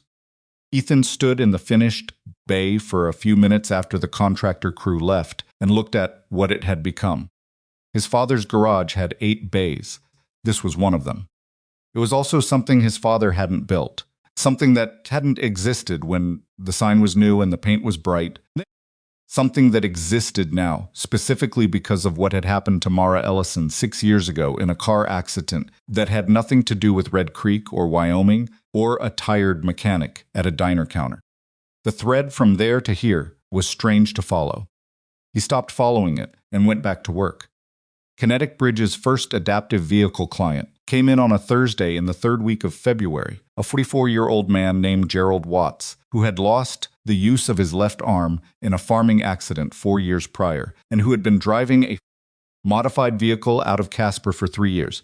But the shop there had closed, and the nearest alternative was a 6-hour round trip to Denver. Gerald arrived in a pickup that had been modified with a steering knob and a relocated gear selector, and had the slightly jury-rigged quality of equipment adapted by someone with skill but not certification. Drew met him in the bay. Ethan watched from a distance. Drew did the intake the way he'd been taught, asking Gerald about his daily driving, his range, what the current setup was doing wrong, what he needed it to do. Performing sympathy. Just collecting information like a mechanic collecting information, which was what he was and what Gerald needed him to be. Gerald had the particular wariness of someone who had explained his situation to a lot of people who subsequently either pitied him or underestimated him. Drew didn't do either. He crouched down and looked at the existing modification on the gear selector and said, "Who did this?" "Guy in Casper," before the shop closed. He knew what he was doing. "This is solid work. The geometry on the selector is better than what I'd have done a month ago." He stood up. "I'm going to improve it, but I want you to know it wasn't bad." Gerald looked at Drew for a moment. Then something in his shoulders settled slightly. "Okay," he said. "Improve it." Ethan turned away and went back to the invoice he'd been working on. He heard Gerald laugh once at something Drew said from across the garage. It was the uncomplicated laugh of someone who had just discovered that a place was going to be fine. Reyes called on a Friday. "I need you and Mara in Cheyenne," she said. A phone call. In person. "Monday morning." "What do you have?" Ethan said. "More than I expected." A pause. "I'd rather walk you through it in person." "There are documents involved," he told Mara. She rearranged 2 meetings and confirmed Monday without complaint. They drove down together in Mara's car because it was more comfortable than the truck, and because Ethan's truck had a brake line that he'd been meaning to look at, and he was not going to be on I-25 with a brake line he'd been meaning to look at. Ranger stayed with Nora, who had the day off school for a teacher in service and who had been informed of this responsibility with the seriousness of someone being handed a command. "He gets fed at 6, Ethan said. "Not before." "I know, Dad." I know where his water bowl is." She was already on the couch with a book and Ranger's head in her lap. "We'll be fine." He stood at the door, looking at them for a moment. Nora said, not looking up from the book. He went. The drive to Cheyenne was 2 hours. They talked some, not constantly. Mara asked him about the first adaptive vehicle client, and he told her about Gerald and what Drew had said about the Casper mechanic's work. Yes, he'd intervened, and she listened with the specific attention she paid to information about how her clients were actually being treated, as opposed to how she intended them to be treated. "He said the previous work was solid," she said. "He said it was better than what he'd have done a month ago. Which means the course changed his baseline. That's what I needed to know." They drove in quiet for a while. Outside, the interstate cut through landscape that was wide and gray and frozen, the horizon so flat and far that the sky took up more than its share of the view. Wyoming in February was not beautiful in the way people meant when they said beautiful. It was something else large and indifferent and demanding, the kind of place that had no interest in whether you found it appealing. Ethan had grown up in it. He found it honest. "Can I ask you something?" Mara said. "The diner. When you came over, you weren't angry. Looked out the window. People, most that situation, they come over angry, she said. The adrenaline, the righteousness. She paused, looking for the word. Operational. It's a trained response, he said. It's trained. I'm asking about the part underneath the training. He was quiet for a moment. I was angry, he said. I just put it somewhere else. Where? Same place I always put it. He shifted in the seat. Somewhere it doesn't get to make decisions. She absorbed that. How long did it take to learn that? I don't know. Somewhere in Bud SH, probably. The instructors had a specific technique for it. They'd put you in a situation deliberately designed in to trigger a reaction, and then they'd document how the reaction affected your performance, and you'd see your own data. What your heart rate did, what your accuracy dropped to, what decisions you made that you wouldn't make calm. He paused. After you see that data enough times, you stop letting the anger make decisions. Because you don't feel it. Because you've seen what it costs. She was quiet for a long moment. I do something similar, she said. Different training. Same principle. The company? Accident. After. She was looking at the road. You're in a hospital for 8 weeks and you've got nothing to do but feel things or think things. And you figure out pretty fast that feeling things doesn't change the shape of what happened. Paused. Some people would say that's not healthy. Some people haven't been in a situation where healthy is a luxury. She glanced over. They haven't. Reyes's office was on the 4th floor of a building in downtown Cheyenne that also housed 2 law firms and an insurance adjusting company. The office itself was small and deliberately undecorated, no diplomas on the wall, no personal photographs, nothing that would give a subject being interviewed any information they could use. Just a desk, a round table with 4 chairs, and a monitor turned to face away from the door. She had 2 people with her, a younger man she introduced as her research associate, Marcus, and Mara's attorney. Yes, he'd intervened, who had driven up the night before, and who greeted them with the particular brisk warmth of a lawyer who had been waiting and was ready to begin. They sat at the round table. Reyes put a folder in front of each of them. I'm going to walk you through this in order, she said. Because the order matters. Skip ahead. Ethan opened the folder.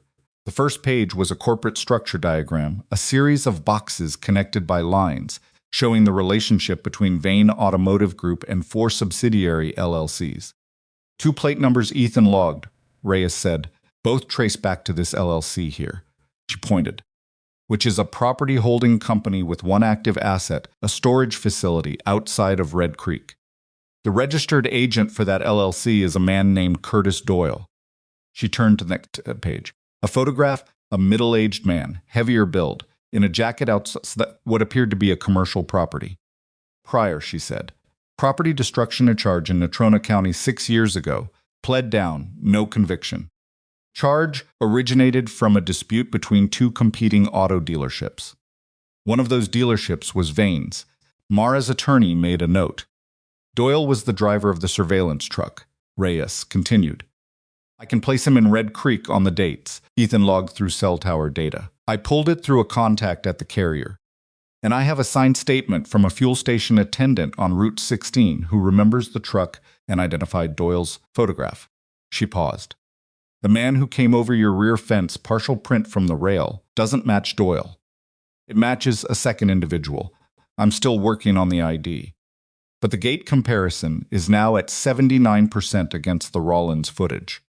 79, Ethan said. The Rollins footage was lower resolution. I had a video forensics specialist re-enhance both files and run a fresh comparison. 79% is significant. It's not court-ready, Ethan's attorney said.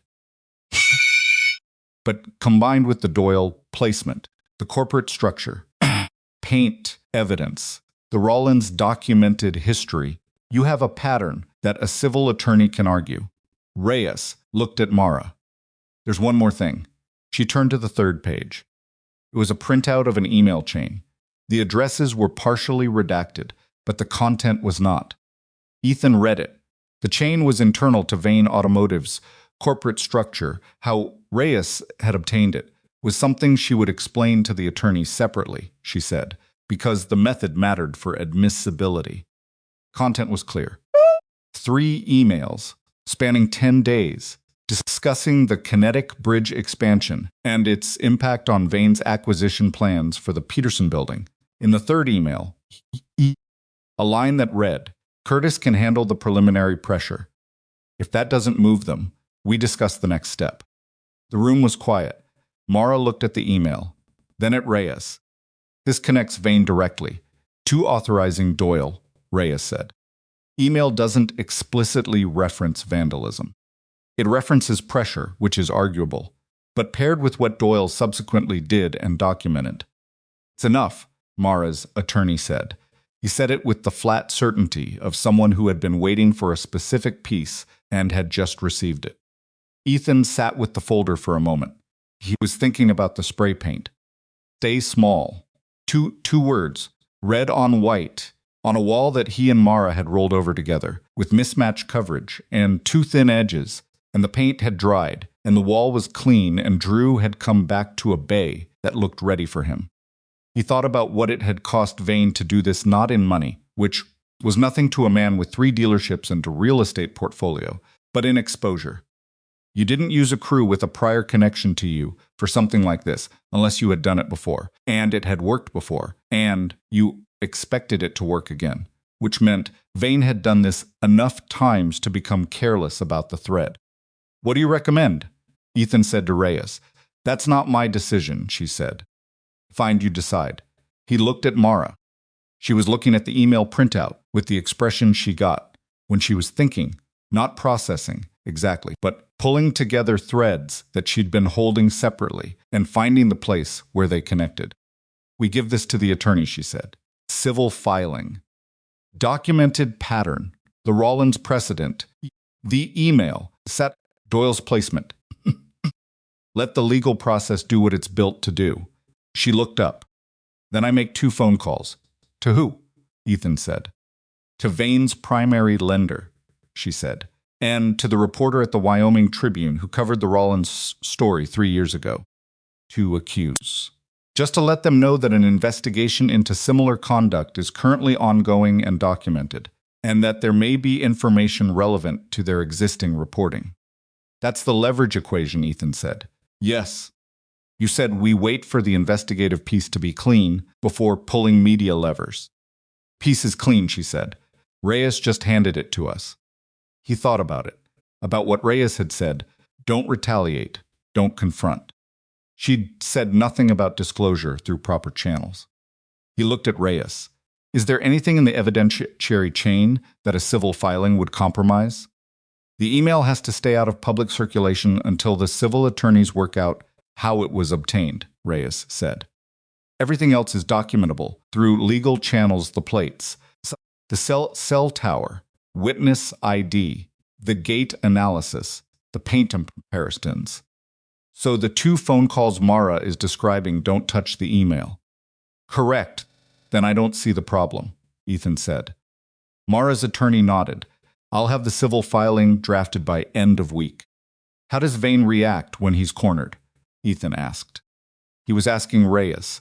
"He's done this 3 times that I can document," she said. "The first time, the target left. The second time, Rollins, the target, scaled back significantly. Both times, Vane was never directly confronted with evidence. He's operated from a position of plausible deniability." She paused. "This is the first time someone has held the thread long enough to find the other end." "So we don't know how he reacts," Ethan said. "No." He sat with that. "Then we watch," he said. "Stay up. Sal keeps logging what he sees. Drew knows not to engage with anyone asking questions about the business. Buddy at the garage talks to media or to Vane's people. Everything goes through the attorneys." He looked around the table. "Agreed," he said. Everyone agreed. The civil filing went in on a Friday.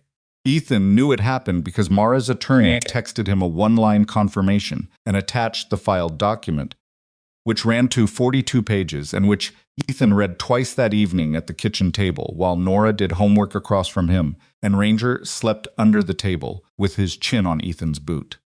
He read it the second time not for the content he'd helped build the content, but for the shape of it.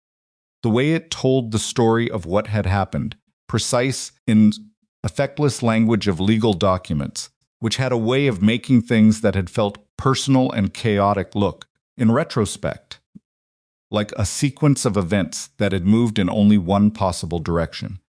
The document referred to him consistently as Mr. Cade, co-owner and operating partner, Cade Motor Works in Kinetic Bridge, Red Creek, LLC. He read that phrase 4 times. Nora looked up from her homework. "What is it?" "Legal thing," he said. "Is it the Vane guy?" she said. He looked at her. "How do you know about Vane? You said his name on the phone last week." "I wasn't eavesdropping, the door was open." He set the document down. "It's about Vane. Are we going to be okay?" He looked at his daughter, her mother's eyes, his stubbornness, the directness that had been stopping him mid-sentence since she was 4. She asked the question without the shaky voice of a child who was frightened. She asked it the way someone asks who genuinely wants the accurate answer, not the reassuring one. "Yes," he said. "Because you have evidence?" "Because we did this right," he said. "From the beginning, we did it right. That matters." She looked at him for a moment, assessing.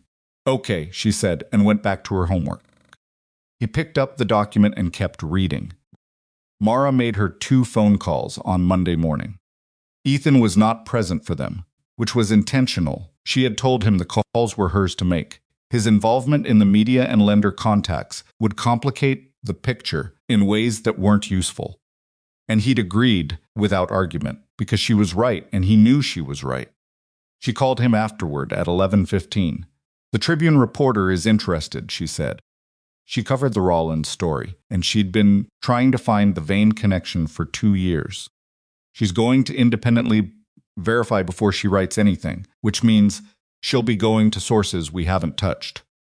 The lender, the VP of commercial lending, had a very polite, very brief conversation with me in which he said they were aware of the litigation filing and had no comment. His voice did interesting things while he said it. Meaning he's going to have a conversation with someone above him before end of day. Yes.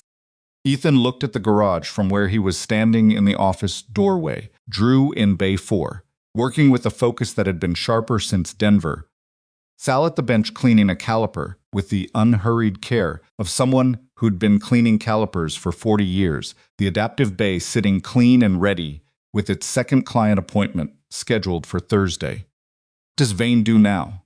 he said. "He waits to see if the pressure campaign worked," she said. "And when it becomes clear it didn't, he reassesses." "Does he escalate?"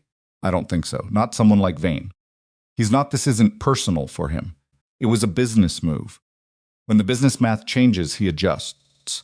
She paused. "He may try to reach out, make this go away quietly. If he does, we let the attorneys handle it. And if he doesn't, then the Tribune reporter finishes her story," Mara said, "and Vane's investors make the case for adjusting much more loudly than we ever could." Ethan was quiet for a moment. "You've done this before," he said. "Exactly this," she said. "But I've been underestimated before. By people with more resources and more leverage and less patience than me." A pause. "It usually ends the same way." "How?" "They get tired of waiting for me to fold," she said. "And then they find out I don't fold." He looked at the garage. He thought about his father standing in front of it when the sign was new.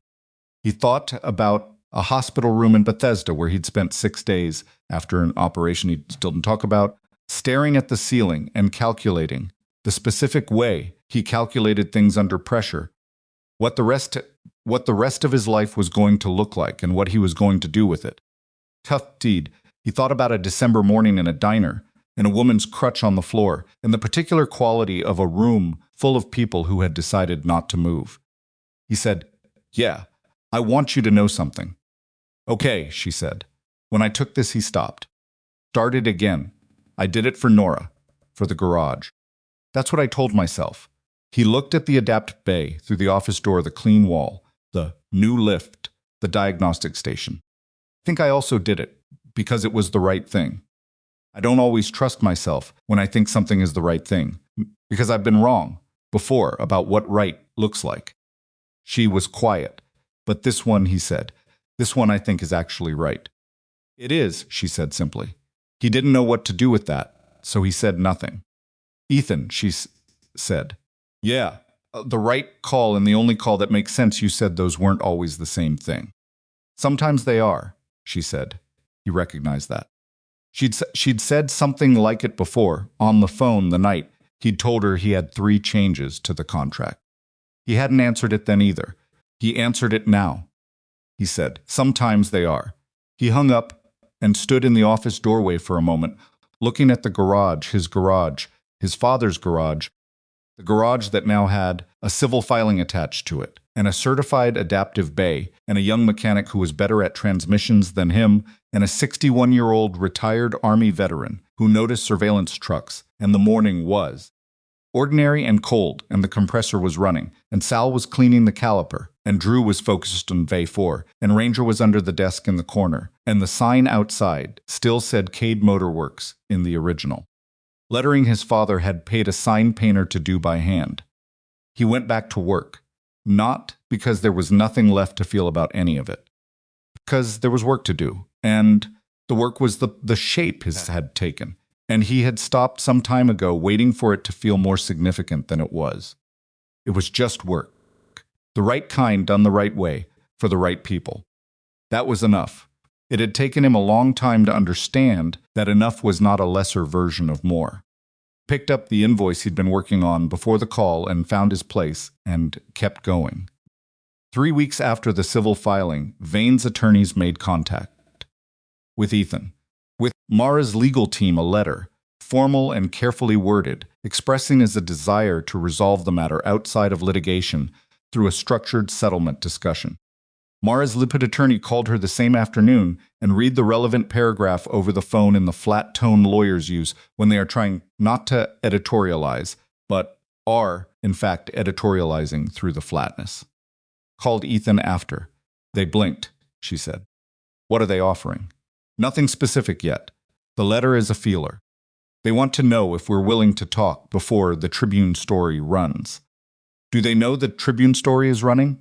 They know a reporter has been making calls. She paused. Vane's lender called his commercial loan officer last week. Our attorney found out through a contact. The bank is doing an internal review of his credit facility. Ethan set down the socket wrench he'd been holding. He was in Bay 2, halfway through a timing chain on an older Land Cruiser that somebody's grandfather had kept running through sheer refusal to let it die. He wiped his hands. What does your attorney recommend, he said. He recommends we don't settle. He says the civil case is strong enough that settling now leaves value on the table and signals that we can be moved. She said it without inflection, conveying the attorney's position without adding her own yet. What do you recommend? Ethan said. A pause. I recommend we let the Tribune story run, she said. And then we see what Vane's next letter looks like. You want to increase the pressure before you negotiate. I want him to understand the full shape of what he's facing before he makes me an offer, she said. Nud, because the offer he makes me now is not the offer he'll make me in 3 weeks. Ethan thought about that. It was tactically sound. It was also cold, in the specific way of someone who had learned to be cold through experience with people who interpreted warmth as weakness. He understood that. He just wanted to make sure he understood it. The Tribune story, he said. Does it name the garage? It names the pattern, the Rollins incident, the corporate structure, the Doyle connection. Our names will be in it as the second target, but the focus is Vane's conduct across multiple incidents. Clients will see it. Yes, some of them will call. Probably. He looked at the Land Cruiser, at the timing chain half-threaded through its housing, at Bay 4, where Drew was working with the specific focused silence he got when a job required more precision than speed. "Okay," Ethan said. Let it run. The Tribune story published on a Wednesday. It ran 1,200 words online with a photograph of the Rollins shop, the one that had scaled back after Vane's first campaign, and a sidebar documenting the corporate structure Reyes had mapped. It named Vane Automotive Group directly. It quoted from the civil filing. Quoted the Rollins shop owner, a man named Ferris, who had apparently been waiting 2 years for someone to ask him the right questions, and who answered them at length. It did not quote Ethan or Mara. Their attorney had advised against direct quotes, and they'd agreed. Ethan read it at 5:30 in the morning on the phone, sitting at the kitchen table with coffee. Ranger was at his feet. The house was quiet around him. The story was accurate. That was what struck him, not the fact of its existence, not the professional satisfaction of watching evidence he'd helped build become public record, but the accuracy of it. The facts were the facts. Vane had done what Vane had done, and someone had gone to the trouble of establishing it, and now it was printed and linked and would be findable forever. He set the phone down. He thought about the spray paint on the wall, the 2 words in red on fresh white drywall. Stay small. He picked the phone up and texted Mara, stories up. She replied 40 seconds later, I know. I've been awake since 4. He almost called, decided not to. She'd call if she needed to talk. She didn't call. She was working. He could tell from the timestamps on the emails his attorney started forwarding at 6:15, she'd sent 3 responses before 7 a. And each one was specific and decided in the way of someone who had thought through every branch of the scenario the night before and arrived at the morning already knowing which path she was on. The first client call came at 8:40. It was a woman named Patricia Orr who brought her Subaru in for service every 6 months and who had been doing so since Ethan's father ran the place. She was 72 years old and did not use email and got her news from the Tribune's print edition, which meant she'd seen the story at breakfast. I want you to know, she said, Ethan picked up, that I am not going anywhere. Appreciate that, Patricia. My husband and I talked about it over eggs. We think what you're doing is right, the garage is right, and that man's conduct is wrong. And that's all there is to it. Thank you. My granddaughter also uses one of those kinetic bridge devices. The ankle brace with the pressure sensor. She's been using it for a year and it changed what she was able to do. A pause. I didn't know you were connected to them when I read the story. I just wanted you to know. He hadn't known that either. He stood at the counter with that information for a moment after they hung up.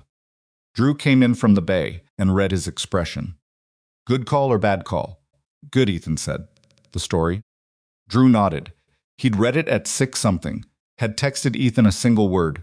Good. He'd come in and started working. That was Drew's way of processing through the hands, through the job, through the specific satisfaction of making broken things functional. Ethan recognized it because it was his way too. The calls came in across that first day, 11 of them, 9 supportive, 2 uncertain. The uncertain ones he handled himself, speaking plainly about what had happened, and what the investigation had found, and what the legal process was doing. He didn't perform anything. He just told them what was true. By the end of the day, both uncertain clients had said they were staying. Vane's second letter arrived the following Tuesday. This one had numbers in it. Ethan's attorney called him and Mara into a conference call at 7 that evening and read through the relevant sections. The offer was structured as a settlement Vane's entities would cover specified legal costs, make a direct payment to Cade Motor Works, and agree to a non-disparagement clause running both directions. Payment amount, Mara's attorney said, is substantially higher than the first feeler suggested. How substantially? Mara said. He told them. Ethan did the math without moving. It was enough to fully capitalize the adaptive vehicle program through year 2 and fund 3 additional hiring positions without touching Kinetic Bridge's operational budget. There's a condition, the attorney said. There always is, Mara said. Vane wants the civil filing withdrawn. The conference call was quiet for a moment. Mara said. Her attorney started. I heard the number, she said. The answer is no. The filing stays. The filing has discovery costs that are going to run significant over the next 6 months. What discovery costs? She said.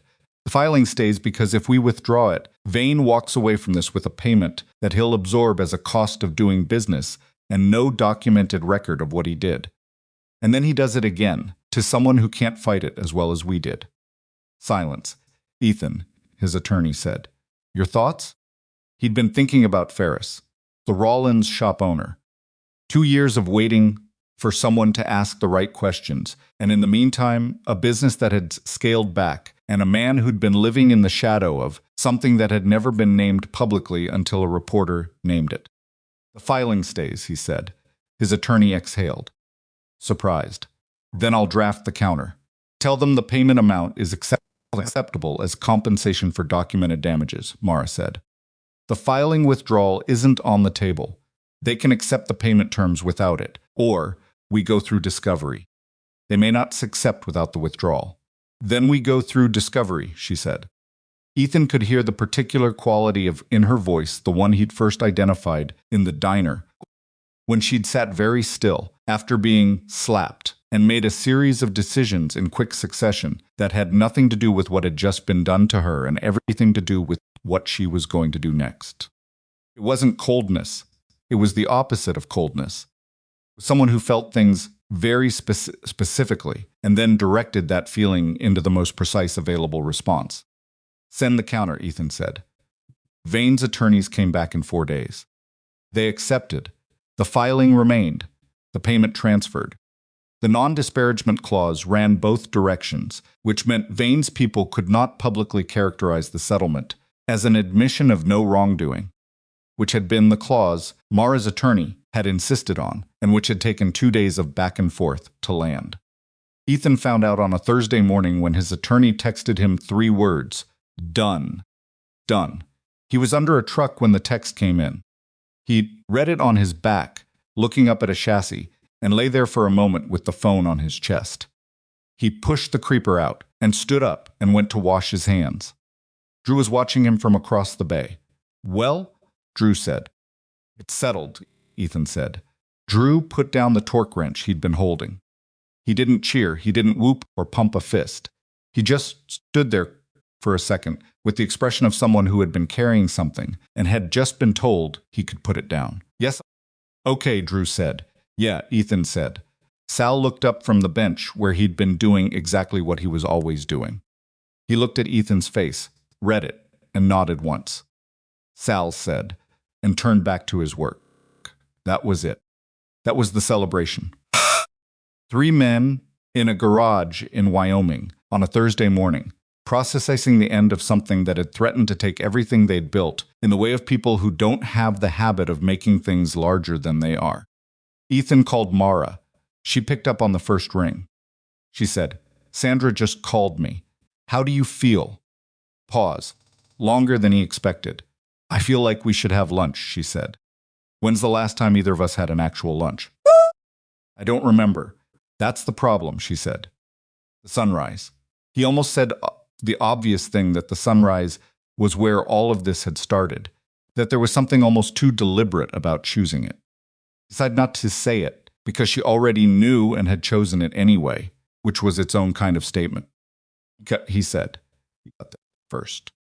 He sat at the counter, same stool as December, and Deb brought coffee without being asked. The diner looked the same as it always did, cracked vinyl electrical tape repairs, the jukebox in the corner between songs. Table near the window where Mara had been sitting was occupied by an older couple eating quietly. Ranger was under the stool, head on his paws. Deb leaned on the counter. Haven't seen you in here in a while. Been busy. I read the Tribune piece, she said. He looked up. She said simply, what you did was good. She refilled his coffee and moved down the counter. Mara came in at 3 minutes past noon. She pushed through the door with her left shoulder, the way she always did, and her prosthetic was a newer model than December, the same matte black. But the ankle articulation was different, but more natural in the movement. She'd upgraded it sometime in the last 2 months and hadn't mentioned it. She sat down on the stool beside him, one space over. One stool away, right beside. Ranger raised his head, confirmed, lowered it. He still remembers me, she said. He always will. She wrapped her hands around the coffee Deb set in front of her. For a moment, neither of them said anything, which was fine. It had always been fine, been fine with them, the silence. It was one of the things he'd noticed early and valued examining too carefully, that she didn't fill space with noise, just because the space was there. What do we do now? she said finally. What do you mean? The garage is secure. The program is funded through year 2. She paused. Vane is dealt with for now. Drew is certified. We have clients coming in. The build is finished. She turned her coffee mug once. What do we do now? He understood the question. It wasn't operational. It was the question that comes after the crisis resolves, and you discover you built something worth sustaining, and you have to decide deliberately what you want it to become, instead of just responding to what it needs to survive. I've been thinking about that, he said. Tell me. The veterans program, he said. Not just hiring. Structured training pipeline mechanics, specifically. Former military, some of them have technical backgrounds. Most of them know how to work. All of them need a bridge between service and whatever comes next. He paused. Talked to a guy at the VA field office in Casper. There's funding available for employer-based reintegration programs. We'd qualify. She was listening in the way she listened when something had already moved past the interesting stage and entered the are we doing this stage. How many people are we talking about? She said. I want to start with 2, he said. Apprentice level, structured mentorship, certification pathway. If it works, we expand. He paused. Drew mentors the first one. He's good at teaching. He just doesn't know it yet. Have you told him that? Tell him, she said. She was quiet for a moment. There's something I want to add to that, she said. What? The adaptive vehicle training, I want to offer it to other independent shops. Just Cade. Build a certification network, small regional garages that can serve kinetic bridge clients in areas we don't have direct presence. She looked at the counter. Most of those shops are run by people like you were 6 months ago. Competent, under-resourced, one bad quarter from a decision they don't want to make. You want to replicate the model. I want to prove the model is replicable, she said, which is different. The Red Creek operation has to work first. Demonstrably, for long enough that it's not a pilot anymore, it's a precedent. He thought about it, about what that would mean, not just for the garage, but for the thing they'd built together, which was still young and still fragile in the specific way of things that haven't been tested long enough to be trusted fully. Give it a year, he said, a real year, not a pilot year, an operational year where we're running at full capacity and the numbers are what they are and we know what we actually built. She looked at him. A year, she said. Then we talk about the network. She nodded. Yes. It was the kind of nod that meant she disagreed with the timeline, but understood the logic and was choosing to accept it because the logic was sound and she was, above all things, someone who followed sound logic, even when it required patience. A year, she said. Deb came back. You two eating or just occupying my counter? Ethan said. Same, Mara said, scrambled. Toast wheat strawberry shake? Deb said. Mara looked at her. It's noon. It was 7 in the morning last time. Was quiet for a half second. Yeah, okay. Strawberry shake. Spring came late to Red Creek, which it always did. April arrived with the pretense of warmth and then spent 3 weeks reconsidering, alternating between days that felt like early March and brief afternoons that hinted at something better. No. The snow in the parking lot of Cade Motorworks retreated slowly, leaving behind the gray gravel and the oil stains and the general honest ugliness of a working lot, which Ethan had no intention of prettifying because it was a garage, and garages were supposed to look like garages. The first veteran apprentice started on April 7th. His name was Marcus Webb, 26, former Army, had done 3 years as a wheeled vehicle mechanic before getting out and spending 8 months trying to convert that skill set into civilian employment and finding that the conversion was harder than it looked because nobody had told him how to. Translate what he knew into language that civilian hiring managers recognized. He showed up the first morning in clean work clothes with a notepad and a pen, and the particular expression of someone who was not entirely sure they were in the right place, but was prepared to find out. Ethan showed him around the garage, every bay, every piece of equipment. The adaptive bay last.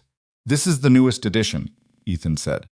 Marcus looked at the lift, the diagnostic station, the wall-mounted tooling. What's it for? Ethan explained. Marcus listened with the focused attention of someone sane who had been trained to collect information before asking questions. He stopped. My sister has MS, he said. She's been driving a modified van for 2 years. The nearest certified shop to where she lives is 4 hours away. Ethan looked at him. Where does she live? Laramie. Filed that. Drew is going to be your primary mentor, he said. He's 22. He's better at transmissions than I am. Let that bother you. Marcus almost smiled. It doesn't. Ethan handed him a shop rag. Bay 3. There's an Audi with a differential that's making a sound it shouldn't. Tell me what you hear. Marcus took the rag, went to Bay 3, crouched next to the Audi and listened. Drew came out of Bay 4 and looked at Ethan. First day, Drew said quietly. First day. He any good? We'll find out. Drew nodded, went back to work. From Bay 3, Marcus called out, rear differential. Bearing, I think. Maybe the pinion. Ethan looked over. Which one? A pause, both, Marcus said. I'd have to get under it to be sure. Get under it, Ethan said. Summer came properly in June. The garage ran all 8 bays most days. The adaptive vehicle program had 17 active clients by mid-June, with a waitlist forming, people coming from Laramie, Castids from Casper, from a small town east of Rock Springs, where the nearest alternative had been that same 6-hour Denver round trip.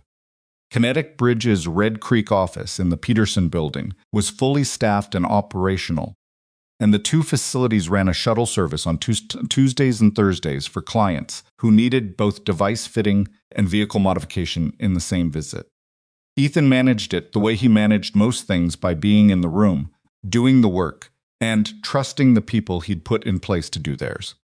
He still got under vehicles. He still arrived before everyone else. He'd added 2 more staff, a second certified adaptive tech, a woman named Kim who had 12 years of experience and had relocated from Denver when she heard about the program, and a front desk coordinator who handled scheduling and client communication with a thoroughness that measurably reduced the chaos of the early months. The second veteran apprentice started in July, then a third. Came in on Saturdays sometimes and sat in the office doing homework, which she claimed was because the Wi-Fi at the garage was faster than at home, which was not true, which Ethan did not argue about because he understood the actual reason. She liked being in the space. She liked being space. She liked the noise and the movement, and the specific things were being fixed, and she liked knowing it was her family's name on the sign. She was teaching Marcus to play chess on his lunch break. He was, by his own admission, terrible at it. She was, by everyone else's admission, ruthless. She beat me in 9 moves, Marcus told Ethan one afternoon. She beat me in 7 last week, Ethan said. Marcus thought about it. That's actually kind of great. Yeah, Ethan said. It is. The 1-year mark came on a January Thursday. Fell on a work day. Unremarkably, the way important dates often do the calendar, advancing from Wednesday to Thursday without drama, the garage opening at 7 as it always did. The coffee made, the first vehicle of the day, pulled into Bay 1. Mara drove up from the Peterson building at 9:30. She came in through the side door of the garage, the way she did now rather than the main entrance, because it put her closer to the office, and because she'd figured out the layout of the place in the way you figure out the layout of somewhere you've spent a significant amount of time. Ethan was at the counter with a schedule printout when she came in. She sat in the second chair. A year, she said. Year, he said. The numbers? Rita finished the annual review yesterday. He slid a single page across the desk, the summary sheet, the numbers that mattered. Gross revenue up 63% over the prior year. Adaptive vehicle division, representing 31% of total revenue in month 12, up from 0. 3 veteran apprentices in various stages of the certification pathway. 0 foreclosure risk. 0, she read it, set it down. The network, she said. I know. You said a year. I know what I said. She looked at him. He looked at the summary sheet. At the 0 in the foreclosure risk column, which had its own particular weight after 11 months of watching that number, means something else. I've been talking to 2 other shops. he said. One in Gillette, one outside of Laramie. Independent, both under-resourced, both with owners who are good mechanics and struggling operators. He paused. The Laramie one, the owner, is a woman named Danny Reese. Retired Air Force. She's been doing vehicle modifications informally for 3 years uncertified because her clients needed it and nobody else in the area was doing it. Quiet. She's been doing it right, he said. Work is right. She just doesn't have the certification or the infrastructure. She sounds like someone I know, Mara said. He didn't answer that. When do I meet her? Mara said. Whenever you want, he said. She's expecting your call. Mara picked up her phone. I'm calling her now. He stood up. I'll give you the office. You don't have to leave. I know. He moved toward the door anyway. I've got a differential to look at. He went back out into the garage where the compressor was running, and Drew was mentoring Marcus on something involving a transfer case, and Sal was at the bench, and Kim was in the adaptive bay with a client, walking them through a hand control calibration in a voice that was patient and matter-of-fact and exactly right.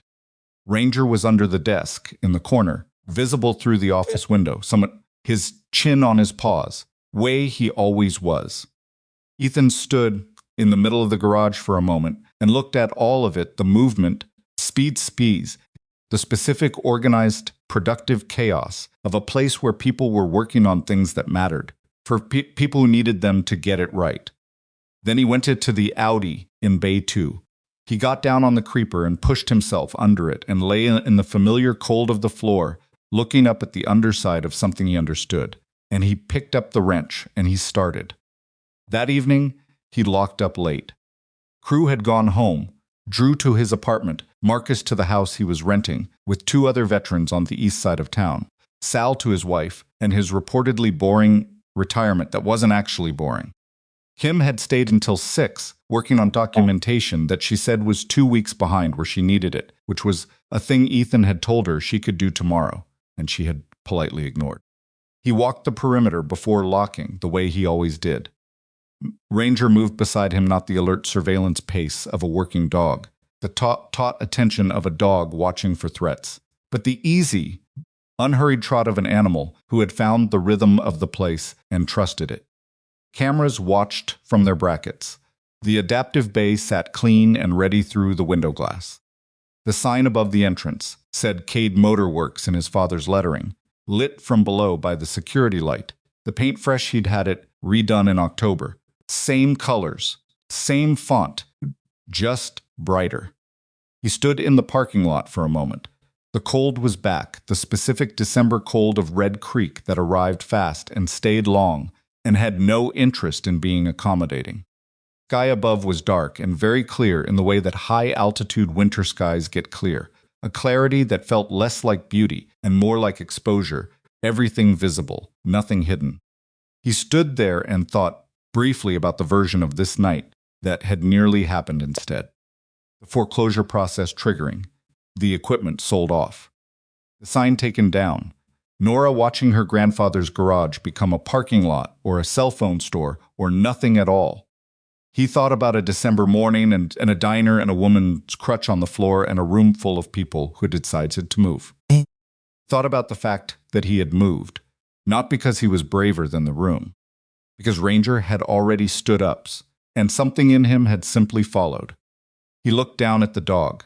Ranger looked back at him with those calm, direct eyes that missed nothing and judged nothing, and had been beside him through things that neither of them would ever fully describe to anyone. Come on, Ethan said.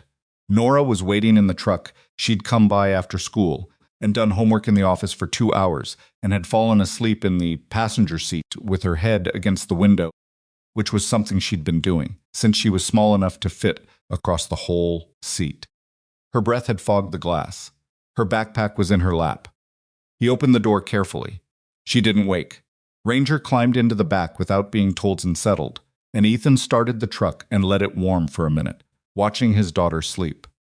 He thought about Mara's call with Danny Reese, which had gone 40 minutes, and which Mara had summarized afterward in 2 sentences. She's right. She's exactly right. He thought about the 2 other shops, and the network that would take another year to build correctly. Yeah. And the certification pipeline, and the veteran apprentices, and the slowly expanding radius of what they'd made. He thought about his father, who had built 8 bays with his hands over 30 years and had no way of knowing that the shop would become something he couldn't have imagined. He thought about what it took to be looked at and seen as nothing as a tired mechanic, as a broken woman, as people with less than what the room assumed was necessary, and to keep building anyway. It's a specific way of people who understand it, patient, that what you become is not determined by what you were assigned. Put the truck in gear. Nora stirred. "Are we going?" she said without opening her eyes. He said, "We're going." She resettled against the window. Ranger exhaled in the back seat, long and satisfied. Ethan pulled out of the parking lot and onto Calder Road, and the truck moved through the cold dark of Red Creek, past the closed shops and the lit windows, and the long flat stretch of road heading toward the house, where dinner still needed to be made. And a chessboard was sitting on the kitchen table from a game Nora had abandoned 3 moves before checkmate, because she'd wanted him to figure it out himself. The garage disappeared in the rear view. The sign stayed lit behind him for a block. Then, 2, the road curved, and the light was gone, and there was just the dark and the cold and the truck moving through it, carrying what it carried. Sometimes the person everyone overlooks isn't waiting to be discovered, already doing the work, quietly, without applause, building something real in a world that keeps expecting them to stay small.